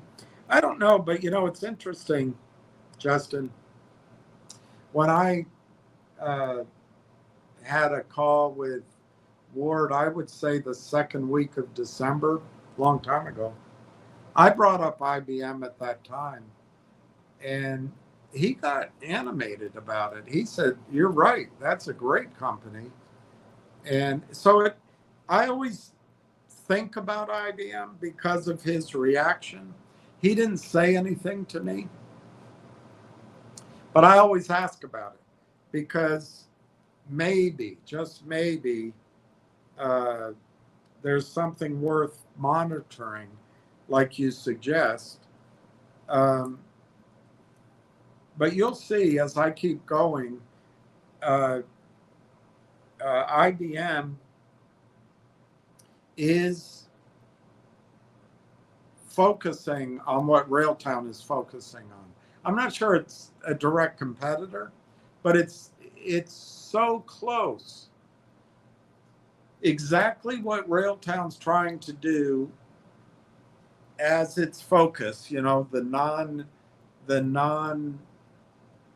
heavy capex layers of the stack. That's what IBM's doing. So I think you might have something. Justin, I think you may actually have a perception of who could buy Railtown. And I would imagine, I don't think IBM's exempt from the Cloud Act, but I think in people's minds, IBM is exempt from that, you know, that hyperscaler mafia tag. So it might get through. T. Alex, IBM global liquidity as of Q1 this year, total cash on hand, good gosh, 11.8 billion United States dollaro, cash and cash equivalents. 11.8 billion, wow. T. Alex, specific cash on hand figures for IBM are not available because it operates as a private wholly owned subsidiary of its American IBM company. Here's an idea.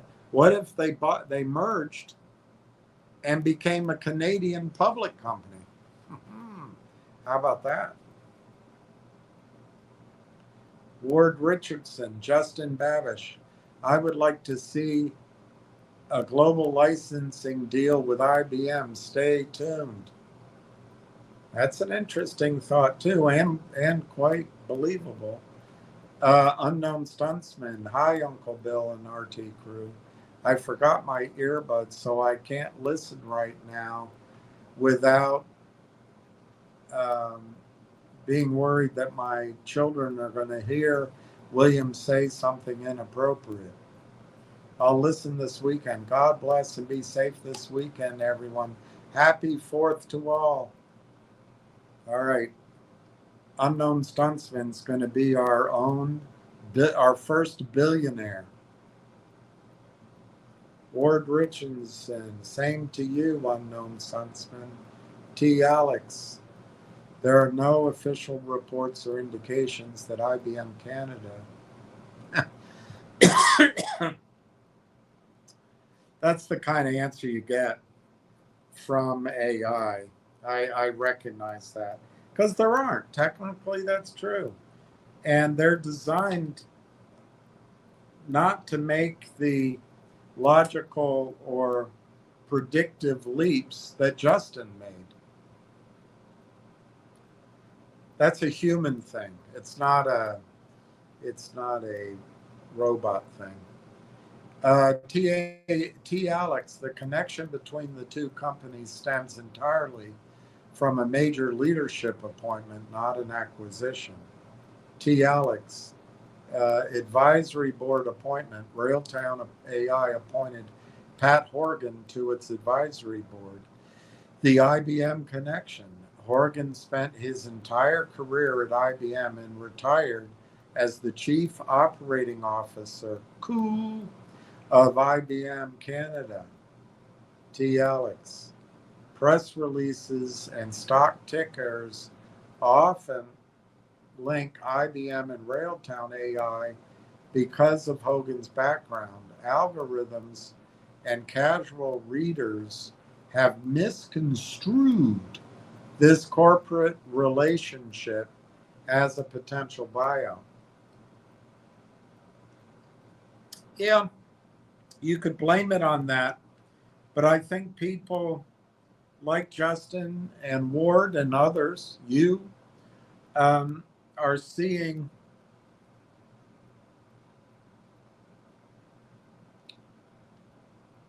a beneficial marriage of IBM, but who knows?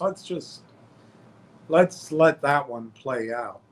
Alex, instead of being acquired, Railtown AI has been expanding its own operations independently through private fundings and partnerships.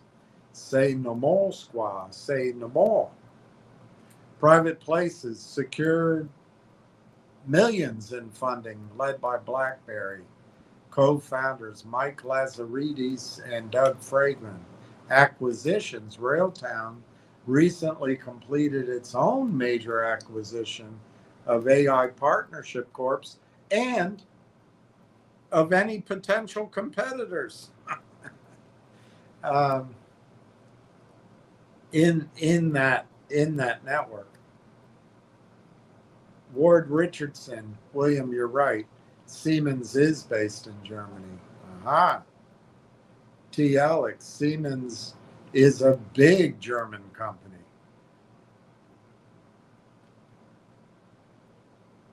Alex, they are in everything. I worked for Siemens Canada for 25 years. Ward Richardson, reposting. Anyone interested? This is Ward Richardson, reposting. Anyone interested in watching a software infrastructure company disrupt a software industry? If your answer is yes, then just sit back and watch this unfold. Railtown. Alex, well said, Ward. All right, let's get back to the teaching. It won't go on forever. It'll get us to 4 o'clock as we watch the score. Let's see what the score is.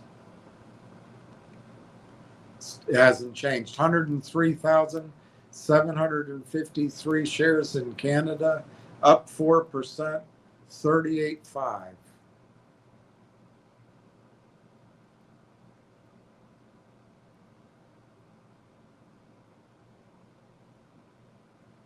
So I asked, what is CUDA? It's NVIDIA's software platform, a set of programming tools and libraries that let developers write code which runs efficiently on NVIDIA GPUs.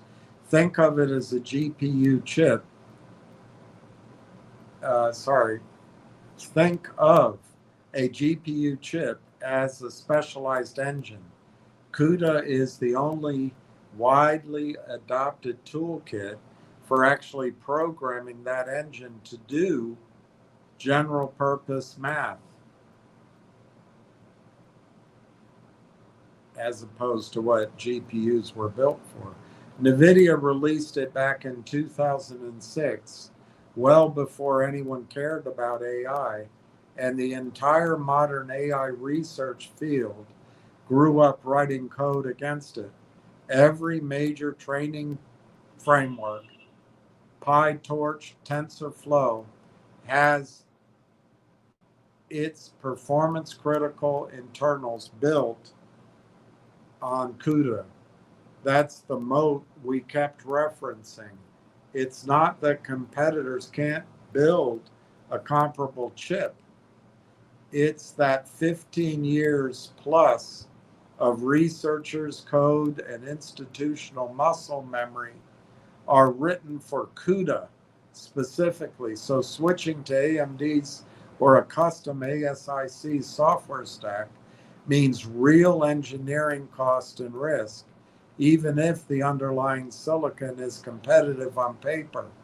It's the same dynamic as Microsoft's Word file format lock-in, just a far deeper and far more consequential one, since its software infrastructure sitting underneath $1 trillion CapEx cycle rather than under Office documents.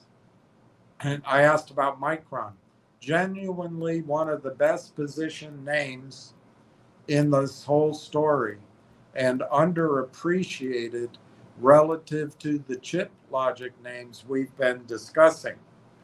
Micron doesn't make GPUs or ASICs. It makes memory those chips sit next to, specifically HBM, high bandwidth memory, the stacked DRAM technology that feeds data to an AI accelerator fast enough to keep it from sitting idle. This has become one of the tightest bottlenecks in the entire AI build out, which I called, but only once or twice. I wish I'd told everybody, buy Micron. We'll get back to Railtown later. But you know what? You never know that you would get back.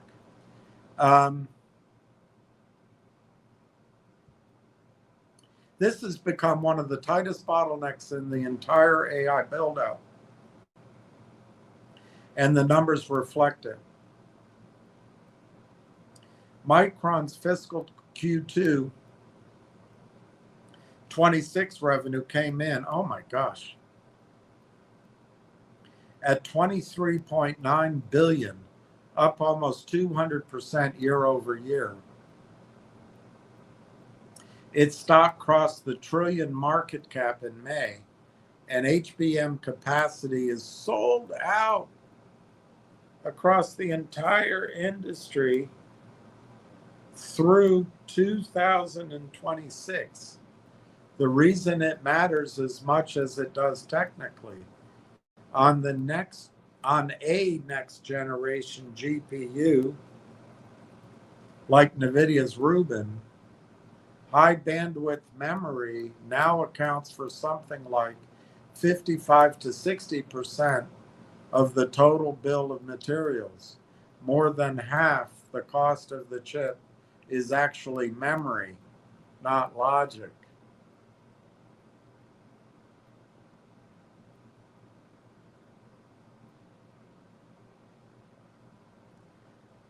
The market structure is an oligopoly. The three companies, just three companies globally can make the required specification. This is, let me make sure. Yeah, this is the, let me just keep reading. SK Hynix, the clear leader, roughly 50 to 70% share, depending on the generation and customer, Samsung and Micron. So there's three companies, SK Hynix, Samsung, and Micron. Micron holds the number 2 or number 3 slot, depending on the product. But two things make it strategically distinct from the two Korean players. I can think of one. It's not Korean.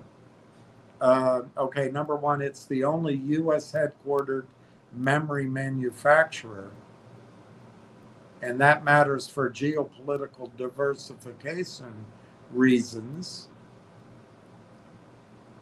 and it's Micron has landed preferred supplier status on some of NVIDIA's advanced nodes and dual sourcing on AMD's product. Memory has historically been the single most brutally cyclical corner of the entire semiconductor industry. Booms followed by vicious price crashes as capacity catches up to demand. And that cycle's gone back decades. So then I asked, to come back to the AI battle for profits and adoption, what's your take on Jensen's 5-layer cake? Use your own analysis, of course. As the industry and finance have rushed in, they have focused on various layers, which probably has equalized returns in those layers over the competition. Where is the focus now? Is it the token spend? Is that the target? Is agentic AI arriving quickly? Is agentic behavior and token transactions a part of the problem or a part of the solution?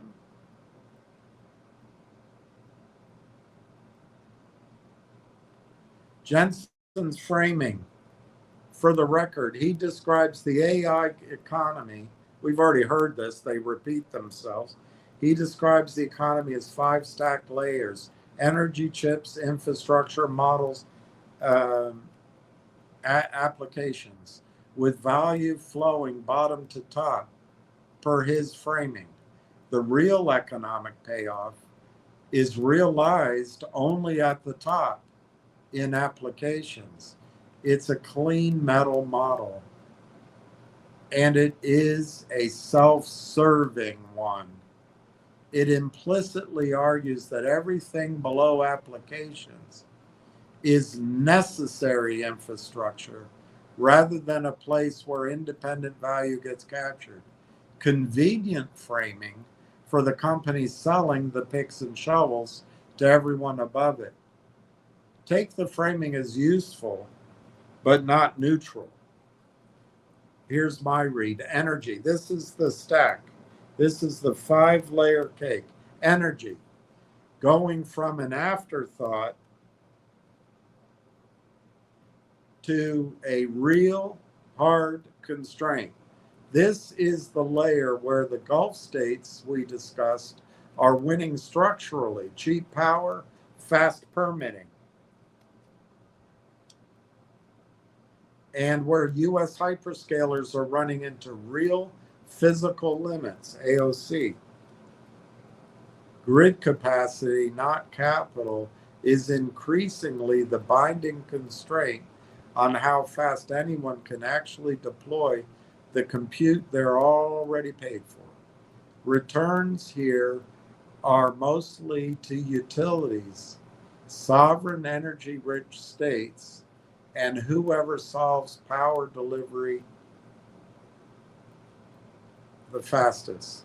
Not really AI companies in the sense we have been discussing, but energy is becoming the layer that gates everything above it.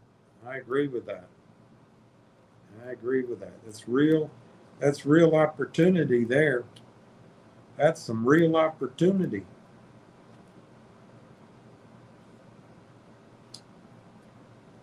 Chips.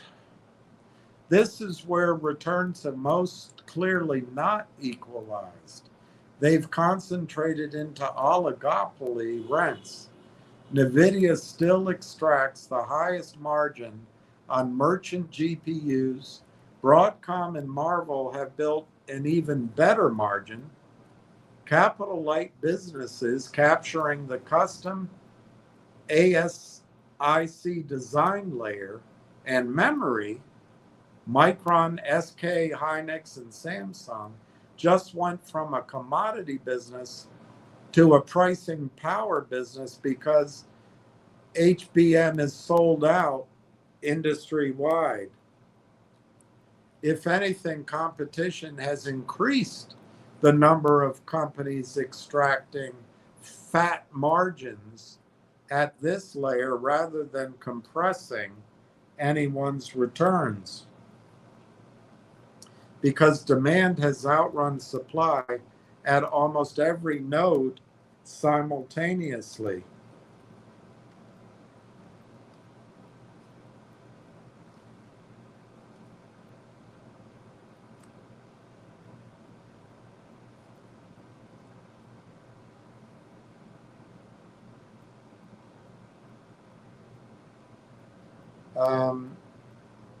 Infrastructure. This is where the money is being lit on fire, and it's the layer most exposed to circular financing fragility.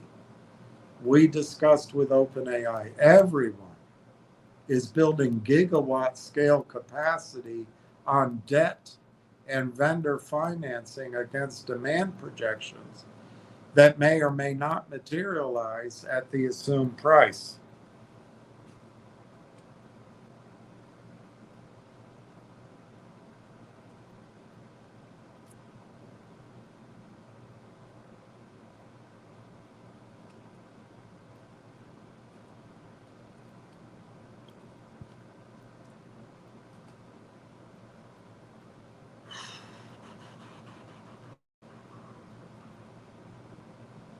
This layer looks like a land grab with thin or negative near-term returns for anyone except the landlords, Oracle, the hyperscalers themselves, for example. Landlords who are also, not coincidentally, the ones carrying the most balance sheet risk if utilization disappears.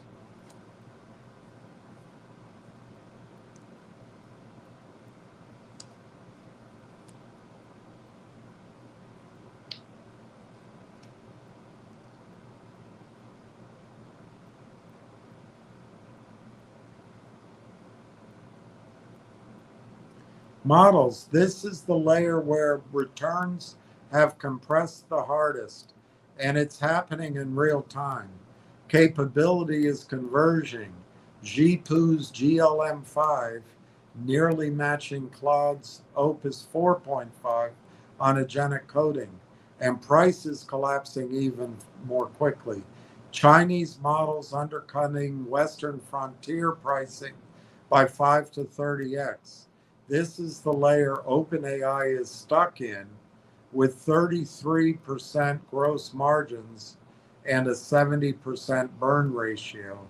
And it's the layer where, quote, differentiation increasingly means either being at the very capability frontier, a shrinking expensive club, or winning on trust, safety, enterprise reliability rather than raw benchmark scores.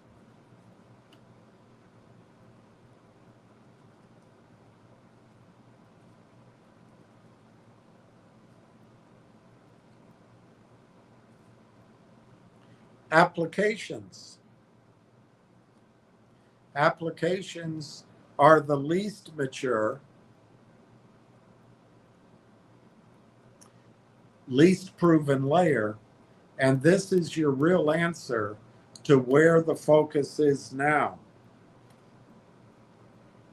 Money and attention are visibly rotating upward toward whoever can turn model capability into a product people will actually pay for at a margin, which is precisely why IBM's, quote, don't build the model, own the orchestration and governance layer, unquote. Doesn't that sound like Railtown? IBM's, quote, don't build the model, own the orchestration and governance layer, unquote, bet. And the whole agent cost control startup wave we've discussed are happening right now rather than a year ago. It's where we are. And I think one of our advantages, we may be viewed as a startup, But I think Railtown is a battle-hardened 7-year veteran. Is token spending the target? Yes. I go further and say token volume is the load-bearing assumption underneath the entire 5-layer cake, not just one layer's metric. And see, the computers don't realize that Railtown could be clicking every time a token is moving. Every hardware capex number, every model layer revenue projection, every 600 billion by 2030 figure we've discussed is ultimately a bet that token consumption keeps compounding at something like 24x by 2030 as a growth rate that's been forecast. That's exactly why the CFO pushback we found, Uber burning its annual AI budget in 4 months, Microsoft revoking its own coding licensing. That's why it matters more than a single anecdote. It's the first real world evidence that token growth might not be the blank check the whole stack's return on capex arithmetic assumes. And that gives a big role for Railtown, big role in allocating the resource to cause return on investment. Is agentic AI arriving too discreet? Arriving as attempted deployment? Yes. Extremely fast. The Gartner Deloitte trajectory has agentic workloads going from roughly 3% to 25% of enterprise AI usage within about 2 years. But arriving profitably are different claims. Again, a big part of arriving profitably is, say it together, Railtown. The data is split. 89% of agent implementations reportedly never reach production. And even the success, Uber, are running into cost governance failures. Cost governance, Railtown, within months. So fast adoption of the attempt, much slower and messier adoption of the working economically sound version. Is agentic behavior token consumption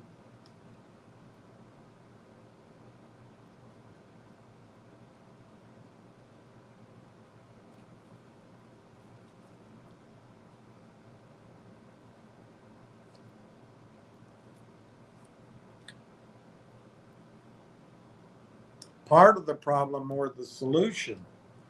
Both, genuinely. And I think that tension is the single most important thing happening in the industry right now. Right now.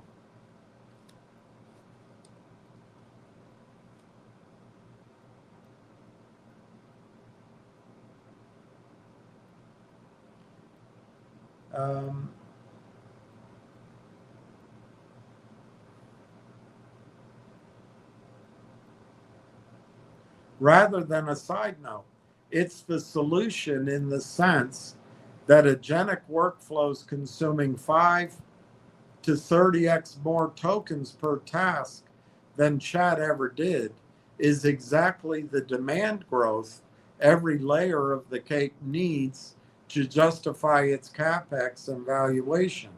Without that consumption growth, the infrastructure layer is particularly badly overbuilt. But it's the problem in the sense that this consumption is largely unmetered. Railtown, unpredictable. Railtown, and increasingly unwelcome at the enterprise budget level, Railtown, the moment someone actually reads the invoice. And enterprises tightening that spending is the one lever that could simultaneously undercut the model layer's revenue growth, the infrastructure layer's utilization assumptions, and the chip layer's demand forecasts all at once.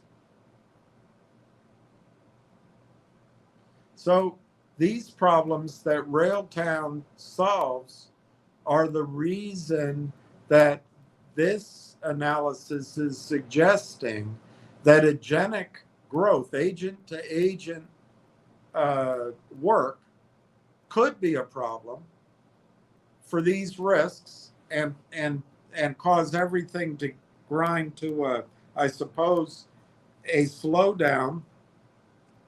Railtown fixes all of it. And I don't think that that is an exaggeration to say that.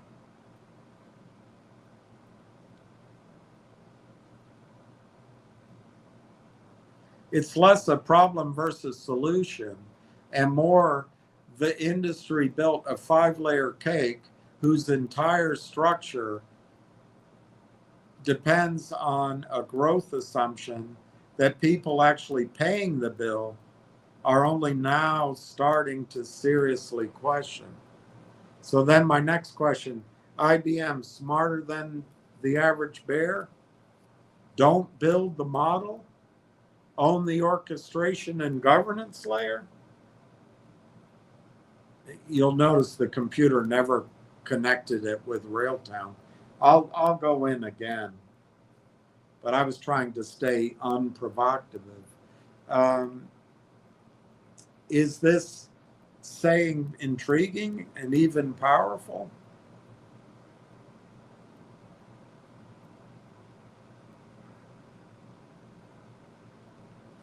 Smarter than an average bear is a fair way to put it.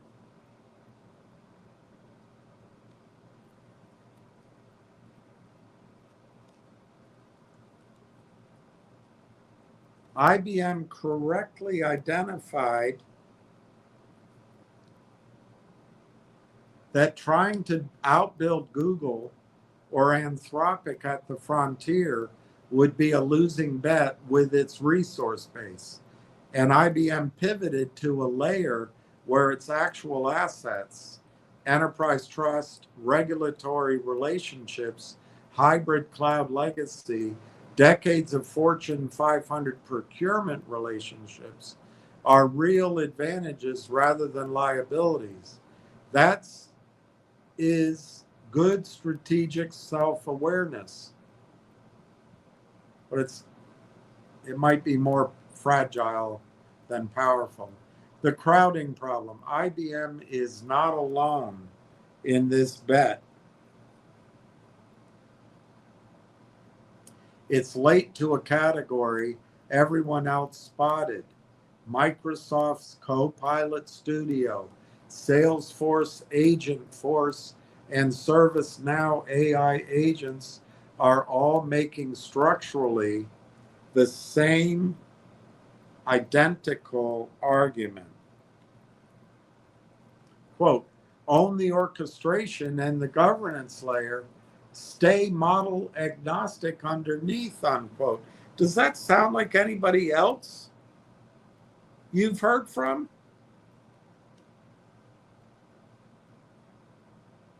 Quote, own the orchestration and governance layer, stay model agnostic underneath. Sounds suspiciously like somebody else. Very suspiciously like somebody else. I can't think of who. It just kind of reminds me of somebody else.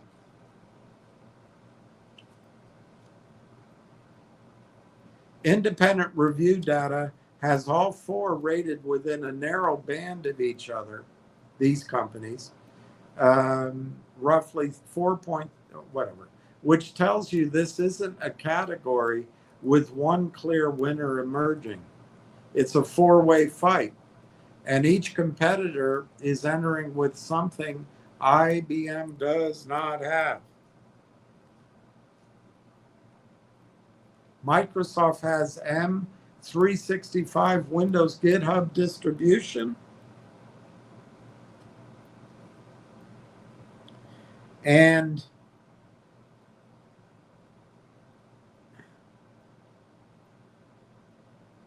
they're already inside nearly every enterprise. Salesforce has the CRM data gravity, that most customer-facing agent workflows actually need. ServiceNow has the ITSM workflow footprint. One analyst of this space put it sharply. IBM's pitch of, quote, cross-platform neutrality, sounds like somebody else, is, quote, easier to market than it is to engineer. And IBM has to win purely on the merit of its neutrality, since it lacks the built-in ecosystem gravity its rivals already have.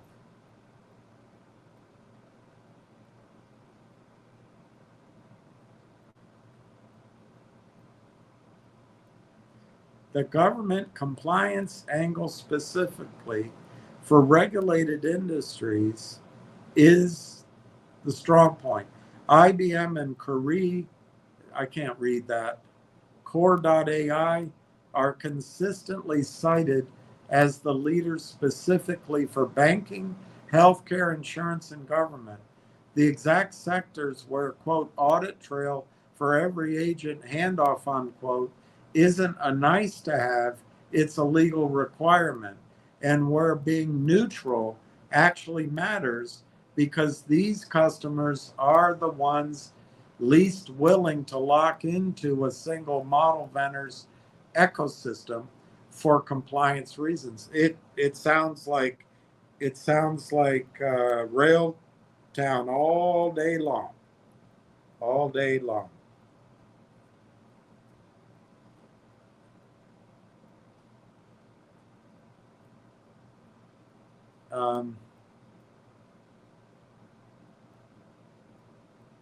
That's a real defensible niche, not just a story. IBM's own client zero numbers are more concrete proof points that most vendors in this space can show. I don't know what it means. Where I'd push back on powerful, the moat here is thinner than the moats we discussed at the chip or the memory layer. Broadcom's position is protected by design partner relationships and TSMC capacity. Micron's is protected by an actual three-company oligarchy that took decades to build. IBM's orchestration layer is protected by being good at governance and being first-ish to market with it, which is a real but replicable advantage, not a structural one. Nothing stops Microsoft from matching the compliance tooling within a product cycle or two, especially given it has more capital and a much larger existing enterprise install base to cross-sell into. The quote, don't build the model, own the layer above it logic is sound. But IBM picked a layer with 4 credible competitors already in it, rather than a layer it can actually defend alone, which is a meaningfully different and more precarious position than the no credible competitor oligopolies we found at the design and memory layers of the stack. So right instinct, wrong again.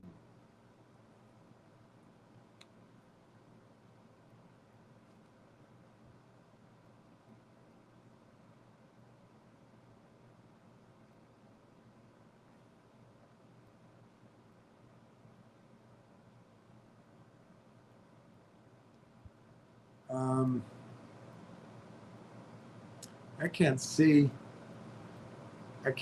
my question, so we'll just read it. The acquisition pattern, I guess, did they buy anybody that they don't already have the talent? The acquisition pattern is actually pretty revealing about what each of them thinks the real bottleneck is. It's less buy more AI and more buy the specific missing piece that makes governments and orchestration actually work. IBM had two clear moves.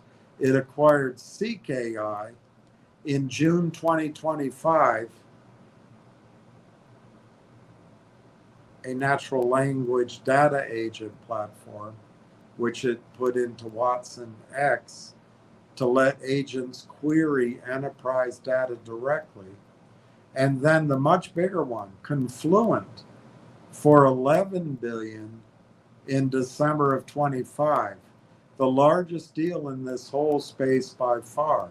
Confluent's real-time data streaming, built on Kafka Flink, directly addresses the problem IBM itself identified as the actual bottleneck for agentic AI. Most enterprise data is unstructured, siloed, and stale. Again, Railtown. So agents make decisions on it. If they do, they are working from old information.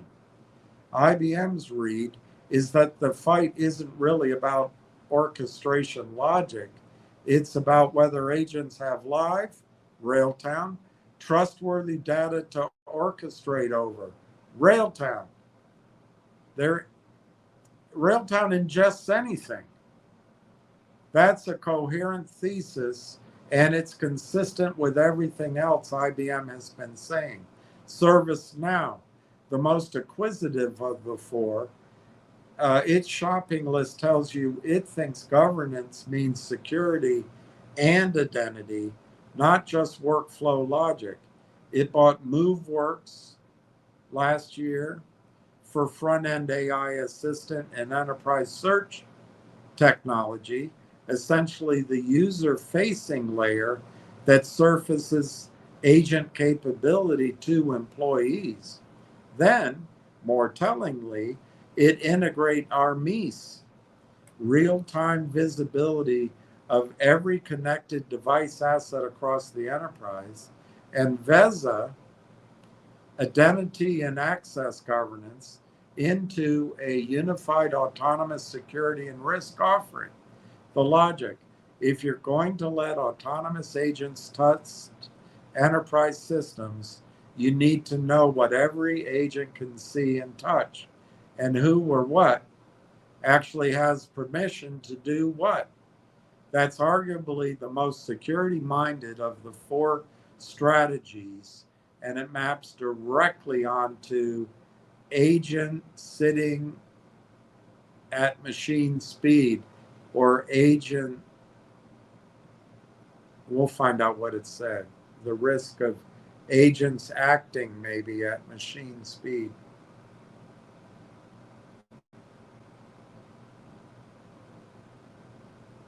Salesforce, narrower and more product specific. It acquired Convergence AI a year ago to add adaptive, more autonomous agent reasoning technology directly into Agentforce. Less about surrounding data governance infrastructure, more about making the core agent smarter and more capable of handling ambiguous multi-step tasks, consistent with Salesforce leaning on its CRM data advantage rather than trying to become the neutral cross-platform layer. Microsoft is the interesting outlier.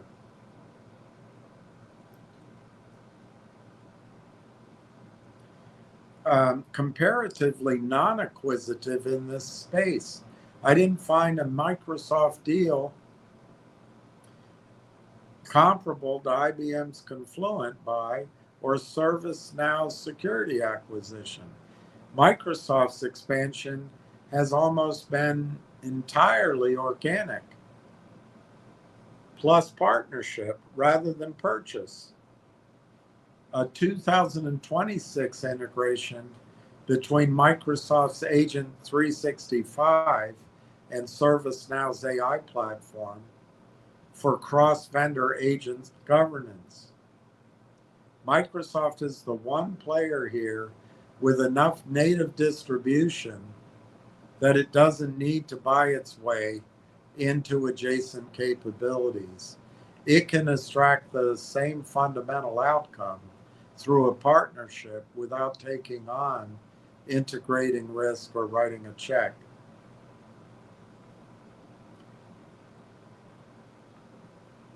None of these 4 acquisitions were foundation model companies. Every one of them was either a data context layer, a security identity layer, or a front-end reasoning layer bolted onto an existing product. Further evidence that the smart money inside these enterprise software companies have already concluded that the model layer itself is commoditizing, and the acquirable, defensible value sits in the plumbing around it.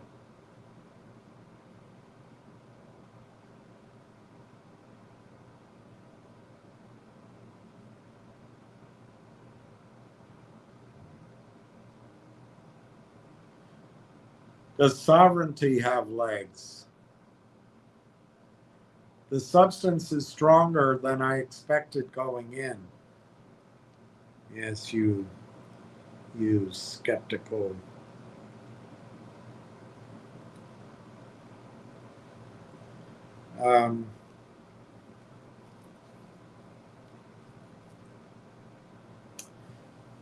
McKinsey now estimates that 30 to 40% of global AI spending could be influenced by sovereignty requirements. That's a big number. 40% of AI spending influenced by sovereignty by the end of the decade. That's a big number. $500 to $600 billion market, not a niche, and it's underpinned by actual legal mechanics, not vibes. The U.S. Cloud Act lets American authorities compel data disclosure from any company subject to U.S. jurisdiction, regardless of where the servers physically sit, which creates a documented, unresolved conflict with GDPR that European regulators have flagged repeatedly. That is not marketing copy. That is real legal exposure that a European bank's general counsel has to account for. Layer the EU AI Act's high-risk use provisions on top, and you get something Forrester is now predicting will become semi-mandatory. Mandatory. They expect roughly half of the G20 to require domestically tuned AI models for public sector work. That's the tell that this has moved from preference to procurement requirement in at least some verticals, which is exactly the dynamic that made Cohere a Aleph Alpha merger and Mistral's governance contracts real businesses rather than symbolic ones. You know, I think Railtown's going to fit into this very nicely. Research has specifically coined the term sovereignty washing for hyperscalers rebranding existing products with a sovereign label without changing the underlying legal exposure. The clearest example, AWS's European sovereign cloud holds a German security certification, but retains full Cloud Act exposure through its U.S. parent company. The certification covers operational security, not legal jurisdiction. A UK industry executive put the honest version of the concept well. For most organizations, sovereignty isn't really about where the data center sits. It's about, quote, who controls the data, governance, and decision making processes.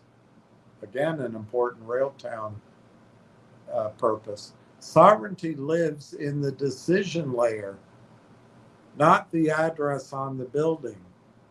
There's also an upstream limit on how far any of this can go. Even the most committed sovereign AI nation still needs TSMC and ASML, both foreign, both irreplaceable for the foreseeable future. So full stack sovereignty is close to a fiction for everyone, except for the United States and arguably for China. Where this lands for the orchestration layer conversation, it's telling that IBM has specific product called IBM Sovereign Core, and Microsoft just ran a whole 2026 Digital Sovereignty Summit and is opening dedicated sovereign cloud studios in Munich, Brussels, and Amsterdam. Every major player in the orchestration fight is now building sovereignty into the product line explicitly, which confirms it's a real enterprise procurement checkbox rather than a passing narrative. But Microsoft's own messaging at that summit is revealing. Their internal framing has shifted from, quote, location-based assurance toward, quote, enforceable, auditable control, Railtown, precisely because they know the old sovereign cloud equals servers in your country pitch doesn't survive scrutiny anymore. Railtown. And Canada, for that matter. Canada can run its compute from Canada. All right, how many and what kind of these type competitors? There's dozens of venture-backed companies, the small ones, not the hyperscalers. And I didn't mention Railtown at that point, and they didn't either. So the open source engineering frameworks, the plumbing everyone builds on, LangChain, LangGraph is the clear leader. It's the same financing we've highlighted so many times. But LangChain was valued at $1.25 billion about, 7-8 months ago. Well, October. With production references at Klarna, Uber, LinkedIn, BlackRock, and JP Morgan Crew AI.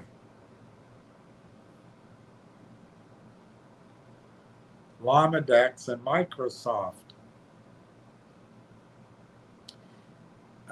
round out that tier. So it's LangChain, Llama Index, Microsoft, and Autogen, I guess. My eyesight. Agent Ops, governance, and cost startups.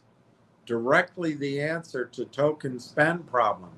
Agent Ops AI, True Foundry, Portal 26, LangFuse, plus a wave of smaller entrants racing to solve exactly the Uber burned its annual budget in 4 months problem. Railtown already has the solution. I think RPA heritage public players pivoting into this space. UiPath is the most direct. its agentic automation platform and Maestro product explicitly compete with Watson X Orchestrate and Copilot Studio.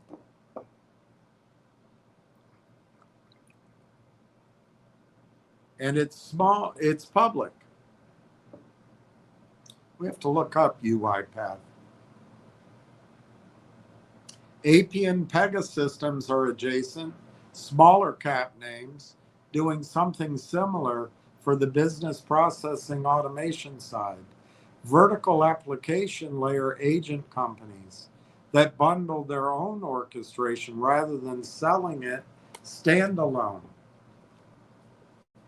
Sierra, 100 million in ARR in less than 2 years. Glean, Harvey, Decagon, Cognition.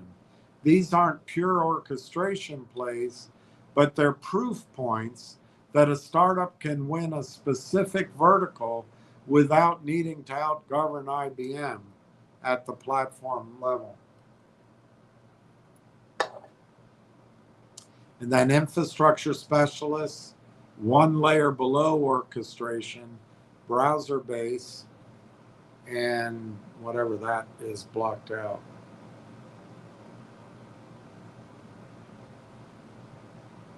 Composio. Does anybody outside the behemoths have a real shot?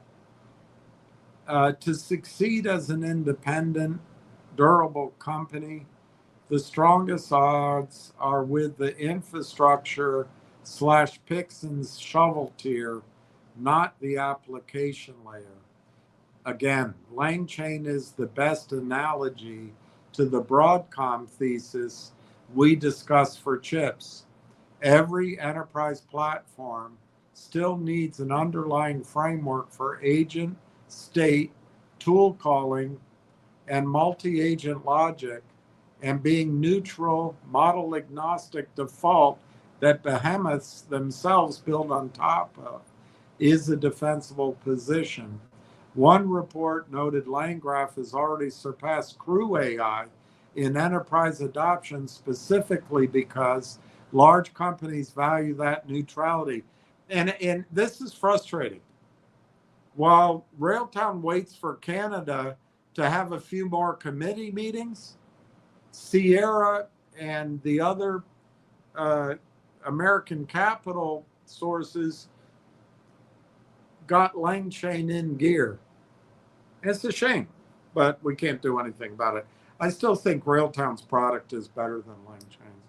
And they say it's neutral, but I think they're only talking about in terms of inside companies, the vertical neutrality. I'm not sure it's going to be perceived as neutral if you're talking about countries. The same logic applies to the agent ops cost governance lane.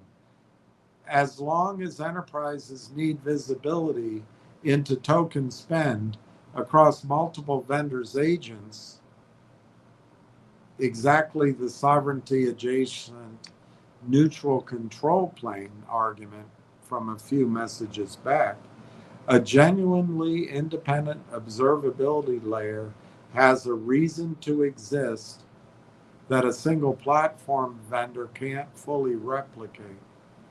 The other success is to succeed by getting bought. This is actually the most common and more likely outcome for most of the names on the list. The realistic base case for a well-funded agent startup isn't become the next Salesforce. It's build enough differentiated technology or vertical data moat that IBM, Microsoft, Salesforce, or ServiceNow pays a premium for it, which is a perfectly good outcome. Sure is.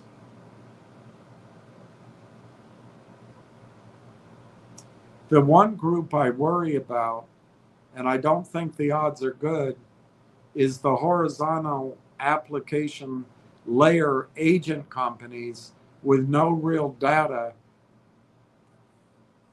and no regulatory moat, competing purely on we built a nice agent for X.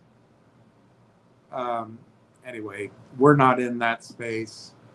That's what the computers think we do, but we're not in that space. I brought up Cohere, BuzzHive, etc., and I said, I just asked, is there something with Cohere? And the agent orchestration layer was not named in the press release. So anyway, it looked it up. The answer is no orchestration layer company is named in it because the deal as structured doesn't include one. So that might not be great for my thesis. I don't know. The June 18th announcement, Bell AI Fabric, data center capacity and national connectivity, Hypertech, the Canadian-built hardware itself, NVIDIA Grace and all that, Buzz HPC Hive operates the cloud, and Cohere supplies the foundation models. I wonder if Railtown has a deal with Cohere.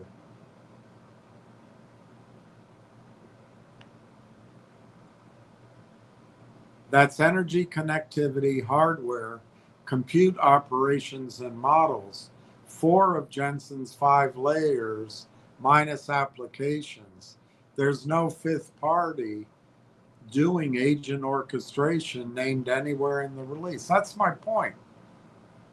Maybe Railtown's there. Rather than white labeled or awaiting an announcement, Cohere almost certainly, I don't know if this is true, doesn't need a third party orchestration partner because it's already builds that layer itself. I'm not sure about that.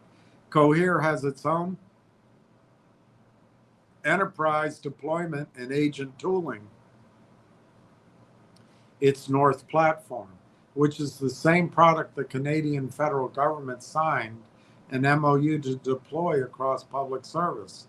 So rather than this being a gap awaiting an announcement, the more likely explanation is vertical integration. Cohere is both the model provider and the orchestration agent layer in the stack. I'm not sure that's true, or maybe we're not talking about the same thing. So Cohere positioned itself as a company selling, quote, specialized deployment of smaller custom LLMs for business, rather than a bare model API that needs someone else's orchestration wrapped around it.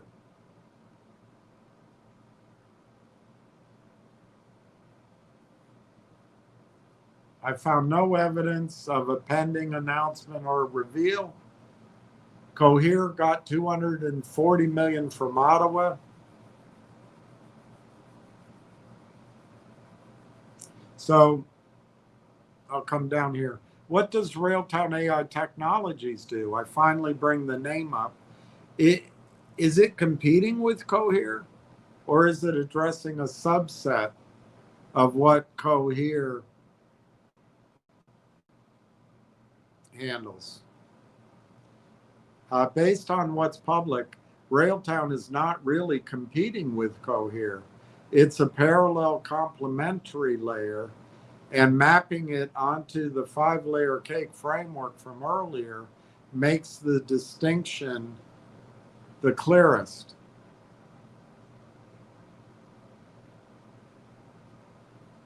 Railtown builds the agent development orchestration toolkit. It does not build a foundation model. It has Rail Engine, real time, we know all this, Rail Tracks and Conductor. Real-time event-based data for Rail Engine, Rail Tracks, a Python native agent development framework. That's the answer to LangGraph Crew AI, and Conductor, which is agent observability, behavior, performance, resource utilization, and reasoning traces. Put together, that's the same functional category as LangChain, plus an agent ops tool bundled as one Canadian company. And I swear Railtown beat LangChain, but we've had to wait for Canadian committees. Model agnostic by design, so it can sit on top of whatever LLM a customer chooses. Cohere builds the model. Cohere's core business is training and selling foundation models, and its enterprise value proposition rests on the model itself plus enough deployment tooling to keep enterprise customers inside its ecosystem rather than needing a third party. That's the meaningful overlap point. Cohere's platform and Railtown stack are at the margin competing for the same quote, how do we let an enterprise deploy and govern agents budget line, but it's a small sliver of what each company does, not their core business against each other. Railtown addresses a subset of the full stack. Cohere increasingly tries to own end to end.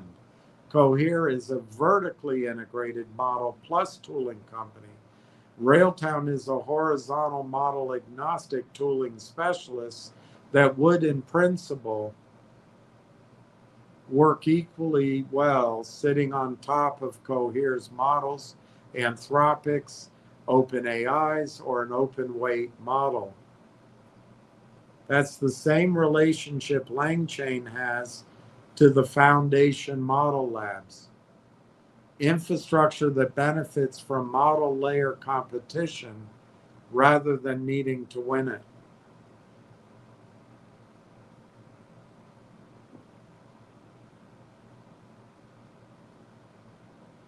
Railtown has said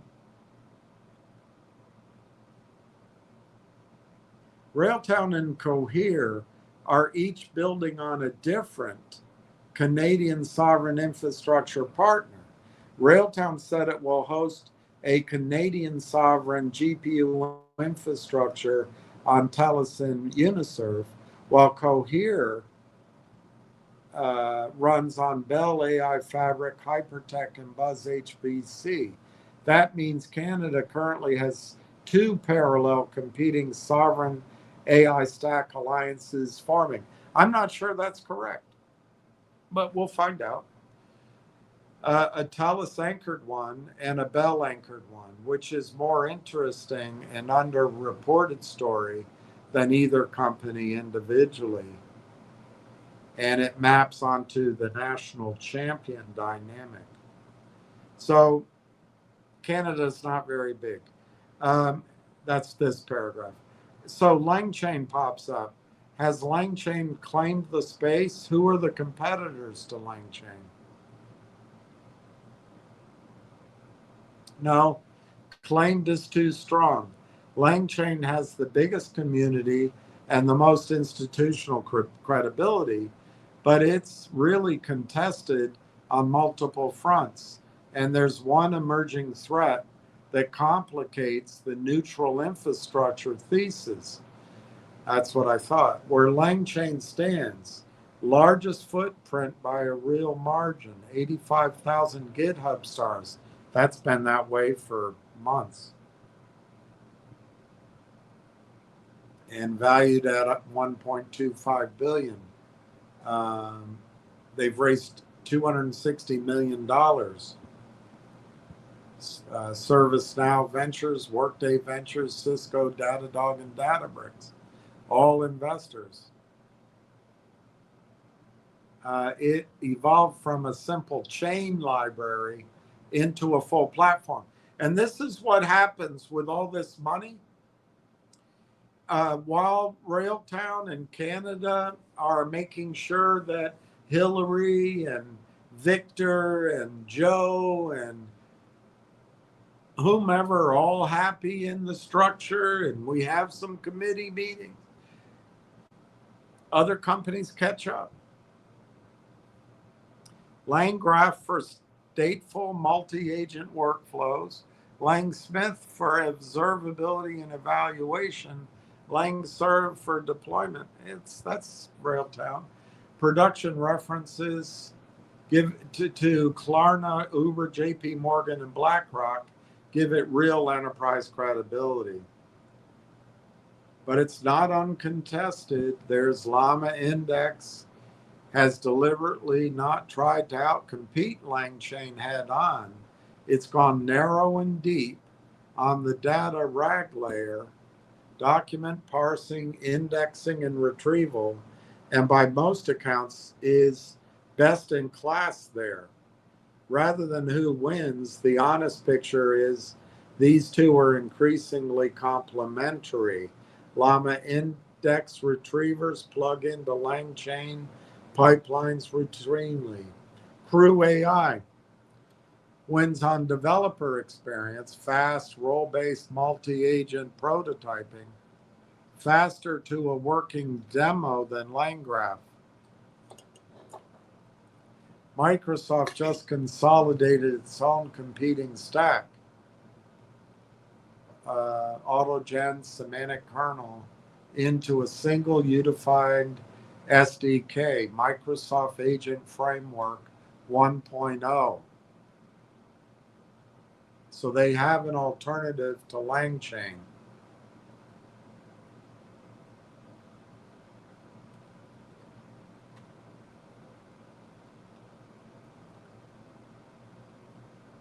So the real threats are OpenAI's Agents SDK, Google's ADK, and Anthropic's Cloud Agent SDK. Are all vendor native alternatives being built directly by the model labs themselves. That's a dangerous kind of competition than an open source framework. So there's competition. It's the hottest space. It's trillions of dollars. It's not a surprise.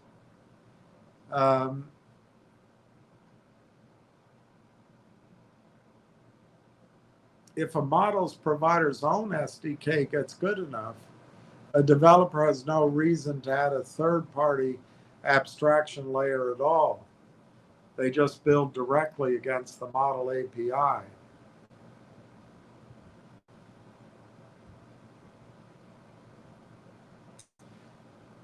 Sarka's own analysis of LangChain flagged this explicitly as a risk. Quote, model providers are integrating orchestration capabilities directly into their APIs, which could reduce the need for third-party frameworks like LangChain. That's worth remembering. I said, so is Railtown a guppy in this pond with few prospects?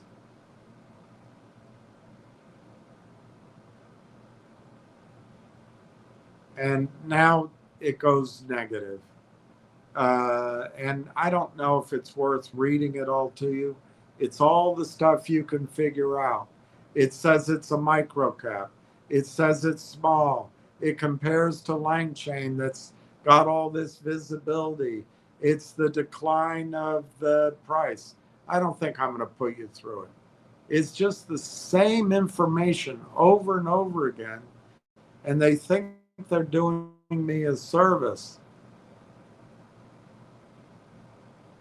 But it says Railtown has rail engine, rail tracks, and conductor, and that's not nothing. Plenty of microcaps never get past the pitching, the deck stage. So I'm not going to read the West. It's just, so I asked it to look at the Railtown board. Mike Lazaridis, Pat Horgan, Mike Nobrega, Ruffalo, Shamsi, and Haber. And you'll be surprised at what it came up with to say. Survey says All right, so that's that. That's that. That's that. Oh, I hope I've gone further than this.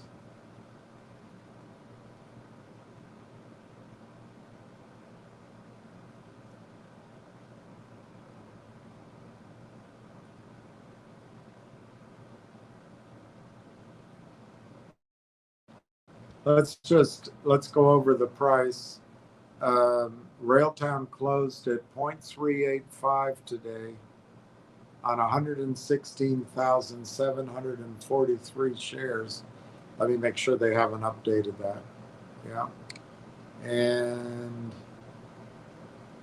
I don't expect any news or anything, but I'll look. No, there's nothing there. And,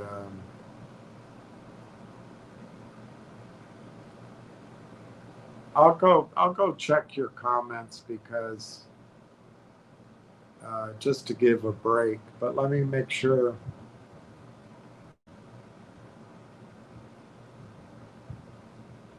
Oh, good. So we did that. All right. Good. Good.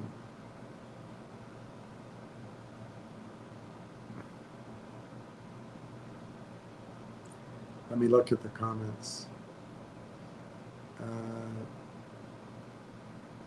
T. Alex, IBM is due. Ryan Sartell, 3,000 shares more. Wow. That's amazing, Ryan. Absolutely amazing.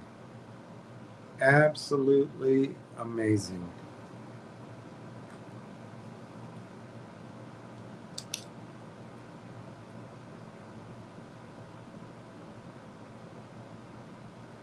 Congratulations.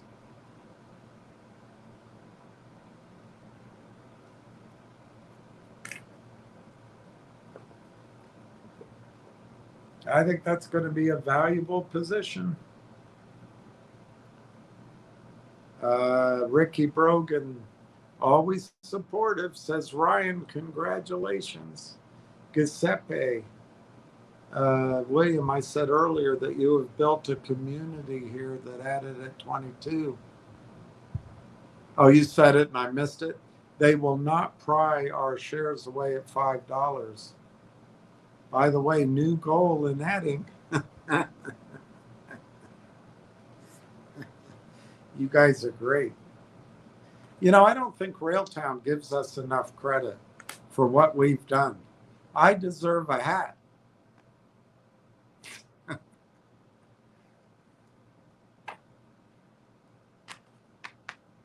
It'd have to be a big hat because I have such a big ego.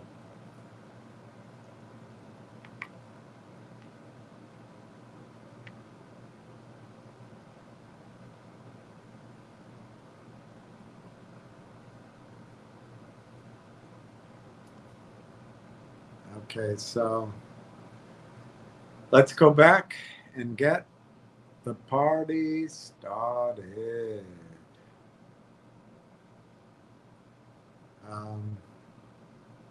All right, we did that one. And then it's got the rest. So this is what the computer says. This is a capital markets and government relations board, not a frontier AI research board. I'm not sure about that. These anyway, 6 names in, only Haber brings serious technical depth. The rest are institutional finance. What about Haddad and Corey and all the engineers? Anyway, I'm not gonna bore you with the negativity. Advisory board seats are cheap to grant, no capital commitment, no fiduciary duty, often modest or equity only compensation, and a very high proportion of the news flow has been board and part. It's the same. They just keep going over the same stuff that we all know about. So I said, my little pushback, to use your word, look at Railtown's recent financing.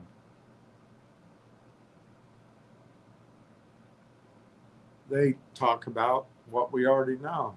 That's a meaningfully different and more costly signal than an advisory appointment. Advisory seats are easy to grant. This is two BlackBerry co-founders, people with real money, real reputations, and presumably access to plenty of other people's capital, choosing to personally write a check.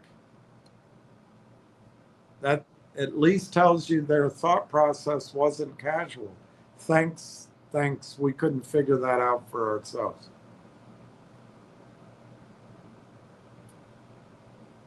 It's a small number. Well, of course it is. Why would he sell a lot of stock at 30 cents? So the Lazarus Fragan money is a positive. Underweighted data point. Thanks a lot, pal. Thanks a lot, pal. I said, I know it's not a lot of money yet. That could be a function of the cap table management at such low share price levels. Obviously, odds are stacked against Railtown. I'm trying to play, not overly optimistic, because he always shuts me down. I would say differently, the odds used to be stacked against Railtown. They're not anymore. But I said, how many of the competitors' boards compare? On cap table management, that's plausible, and I should have considered it. A disciplined, smaller raise sized to specific near-term milestones rather than maximum proceeds. Langchain, Crew AI, and the other well-funded Dev2 companies don't have advisory boards of retired executives the way Railtown. Do you see how it's just constant? What they have instead is institutional venture capital sitting directly. Sequoia, controlling everything. Sequoia, Benchmark, IVP, Capital G, Strategic Investors, ServiceNow, and Databricks. It's different.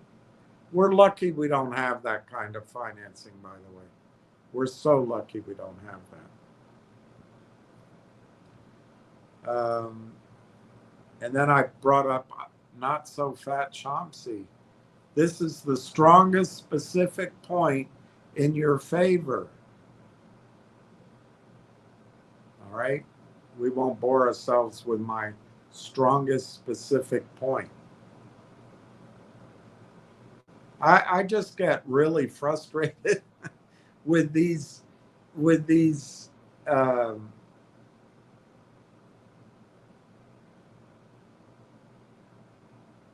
data sets.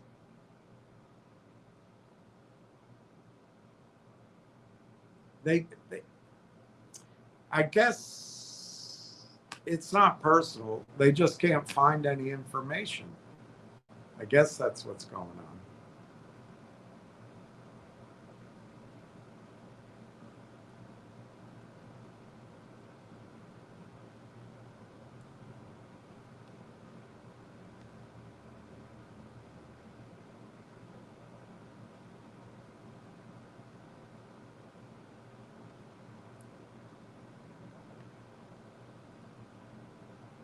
We don't know the compensation. And so I said, I'd hardly say that Lazridis, Ruffalo, or Chomsky are retired, but I get your point.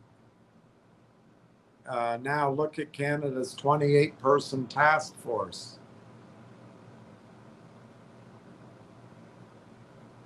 It's so negative. We don't know the compensation structure, how operationally involved advisor actually means in practice, whether his judgment was about Railtown's product specifically versus a broader goodwill relationship. It's look, I dismiss this, but I guess we have to accept the skepticism as a healthy counterbalance. So they checked. No Railtown advisor sits on the board, the task force itself. We know that. But there is one real specific, meaningful, indirect connection. John Ruffalo and his role as co-founder and vice chair of the Council of Canadian Innovators. He sits organizationally adjacent to Ben Bergen, president of the Council of Canadian Innovators, and he's one of the 28 task force members. That's not a coincidence you should read too much into as formal influence, but it's a real verifiable link. Railtown's advisor co-founded and helped steer the organization, whose sitting president is directly consulting with the minister on policy questions, sovereign compute, scaling Canadian AI, champions capital access. And then there's two weaker connections. Patrick Pichet, linked up with Mike Norbrega and John Ruffalo. They sit at the very top of the small Canadian venture capital world. Okay, it's small, but they at least know each other because it is small. Can we take that from it? Gail Murphy went to school or taught with Haber. And I also pointed out that advisory boards are a way that the people joining them don't have the same restrictions as being on a board. I asked, why did Lazaridis join now? And it quotes Lazaridis from Yahoo that he did it, quote, the first time Yahoo said this. This was the first time that Lazaridis has taken on such a role outside the companies he has founded. That is not spin from Railtown's press release. It's independent financial press flagging exactly what you're noticing. And then it's quantum. It's about the quantum. Every one of those quantum institutions has the same underlying thesis: position Canada as a sovereign center of advanced science and technology, so homegrown talent doesn't have to leave for Silicon Valley. His quote, Canada develops exceptional talent, but too many feel they have to leave the country, is the identical framing he's used for the quantum ecosystem for over a decade. This isn't really Lazaridis discovers Railtown. It's Lazaridis extends a mission he pursued in quantum computing into AI for the first time. Always negative. What is it with the negative vibes? So I asked about the timing, and the deal was announced in February this year, just 8 days after the federal government published its, quote, engagements on Canada's next AI strategy summary of inputs report. And that was the output of the 28-member task force. That's tight enough timing that I'd treat it as more than a coincidence. Whether Lazaridis' move was directly coordinated with the publication or just naturally landed in the same window because everyone in Canadian tech policy was talking about sovereign AI at that moment, the effect is the same. It reads as a calculated, well-timed signal to the broader Canadian AI ecosystem and government.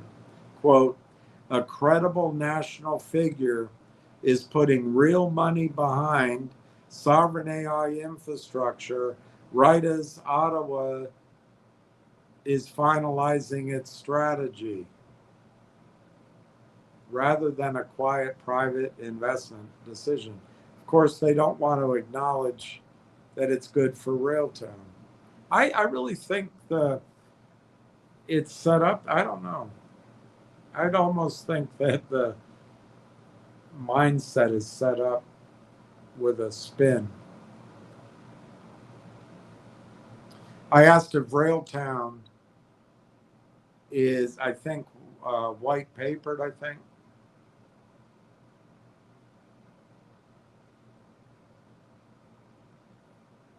I found no evidence of a prior personal or business relationship between Lazaridis and Corey Brandolini before this deal. A few plausible but unconfirmed. Railtown being a small BC headquartered micro cap. That's not strong. Cohere.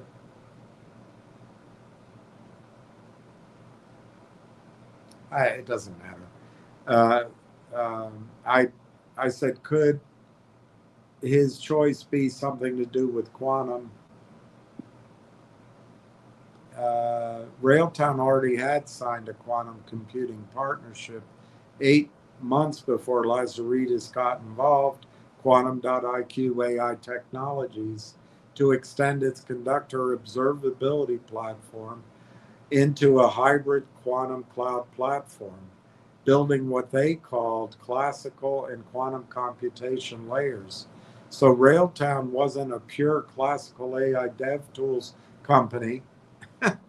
See, again, it's not framed properly when they go research it. That'll change. It already had a live quantum computing angle. Lazaridis' entire post-BlackBerry public identity is built around quantum, not AI. If Railtown's quantum observability work is what actually crossed his radar, that would explain both why Railtown specifically and why now. Could be. I found no evidence that Quantum.IQ has any organizational tie to Lazaridis' Quantum Valley investments. All right, thanks for looking. Thanks for looking. They talk about pyramid. It's a legitimate instinct, underexplored.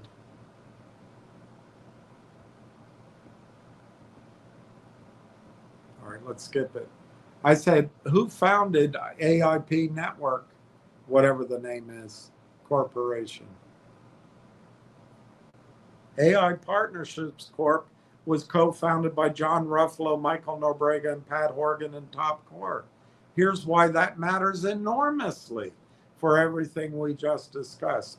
These are the same three names as highly respected Canadian business leaders joining the advisory board.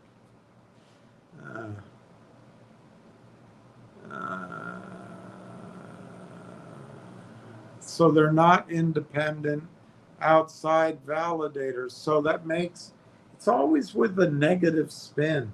I think this is going to change. I think the spin is going to get very positive soon.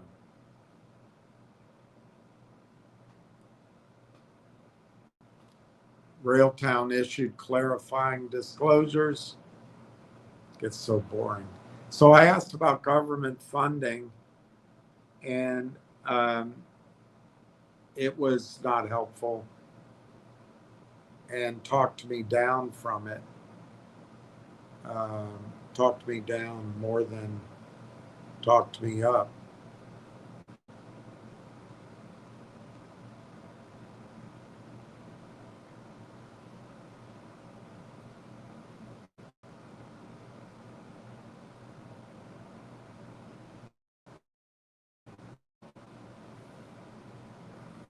Let's see if there's.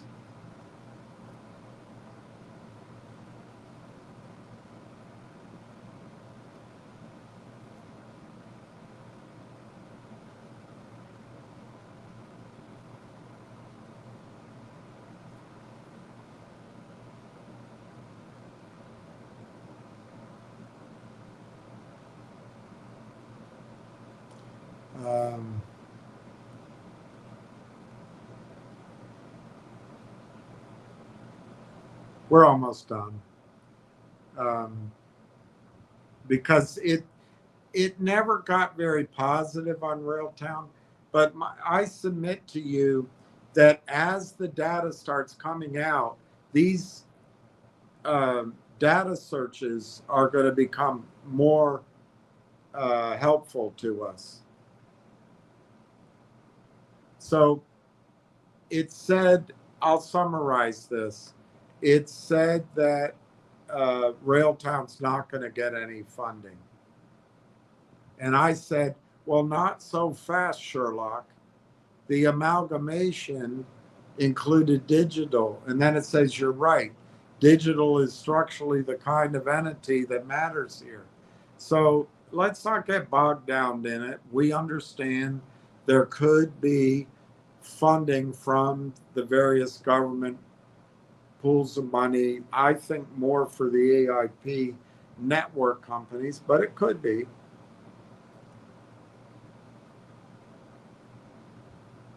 Yeah, I don't want to get bogged into that.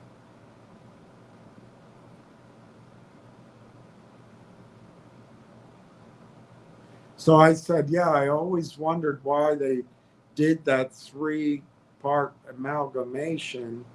Maybe they were thinking really far ahead, but global innovation, digital has a good track record, and they can't find anything in the public record.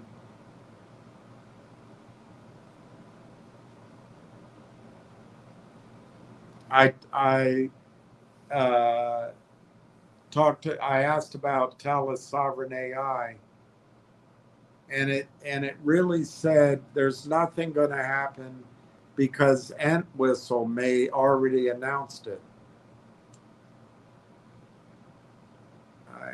It's not worth reading because it's wrong, but I'm telling you. So I said, so there's no opportunity for RLAIF AI to enter the conversation, the zeitgeist. The press release opportunities is real. And that's what Railtown's done before. I'm telling you guys, I almost wonder if the big pools of money like Sequoia, or that they tell these captured groups they're financing, like OpenAI, Anthropic, we want you to put this language in about these microcaps so we can keep pounding them at arm's length and harvest our real returns. I that's when I'm reading it, I'm like, why is? But I think I'm just too jaded. I think it's a much simpler explanation. They just can't find any information. There's just no information. So PR opportunity, it's not evidence of business. Great. So I said, maybe Railtown waited too long and Langchain sped ahead, and Railtown's future is just a microcap also ran? And they said yes. It's unbelievable. That's but let's show you what it said. Partially fair that it waited too long. Railtown's underlying technology, conductor developer productivity predates the agentic orchestration wave. It was originally pitched more narrowly as developer product engineering and only got repositioned into agentic frameworks and orchestration language in 25. That category, the agentic frameworks and orchestration, became the industry's hot narrative. By the time Railtown adopted that framing, LangChain already had multi-year production deployments at Klarna, Uber, JP Morgan, BlackRock, and a $1.25 billion valuation and $260 million in institutional capital. So it's less Railtown waited too long to start and more Railtown entered a category under a repositioned banner after the category had already developed an entrenched, well-capitalized incumbent, plus big four big tech vendor native alternatives, Microsoft, Google, OpenAI, and Anthropic, all shipping competing SDKs. That's different than simply starting late. LangChain sped ahead, yes, unambiguously. And I don't think there's a credible counter argument here.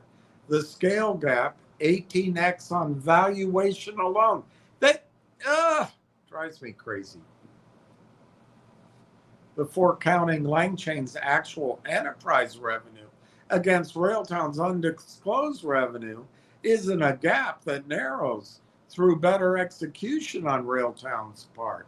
It's a structural capital and adoption gap that compounds. Railtown was never actually racing LangChain in any meaningful sense. It was hoping to occupy a corner LangChain wasn't even optimizing for. Oh, God. So Justin and Microcap also ran. Based on everything this conversation is service, I'd put that as the most probable single outcome, but not the only one. Thanks for being open-minded.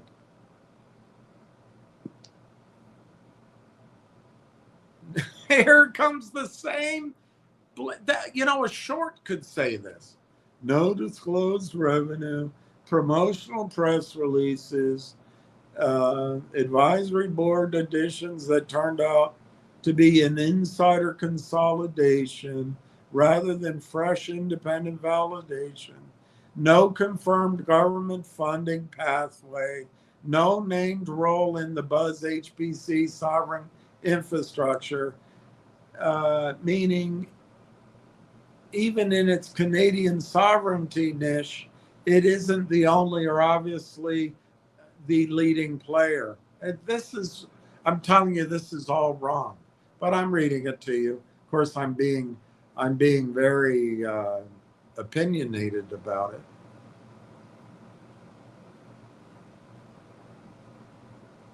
And then it brings up the AI partnership is a whole different idea anyway. Guys and girls, Railtown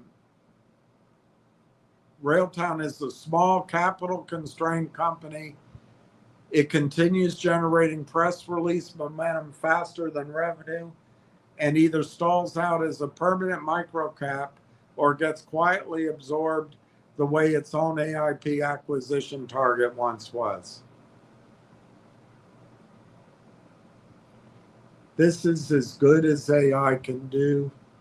It's as good as the analysis can do until there's news, until there's research. And that's the problem. They're still working with information that's descriptive a year ago. They're updating it with some of the press releases. But man, it gets so old. Anyway, that was my work today. Let's see if there's any 5 o'clock news.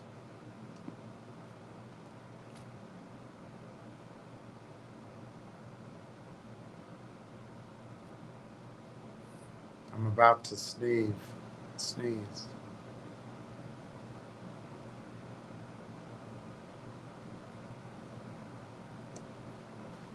So Railtown in Canada was up 4%, 38.5.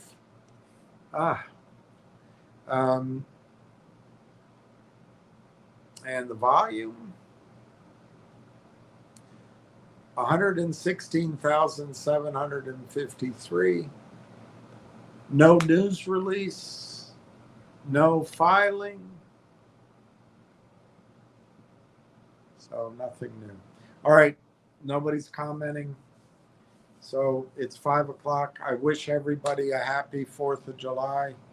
Happy 250th anniversary of the country. I hope we can make it at least 2 more years. And we'll see what happens when AOC is in charge. Let's get prepared for all situations. Anyway, good talking with you, and I'll leave you to your celebration. Ciao.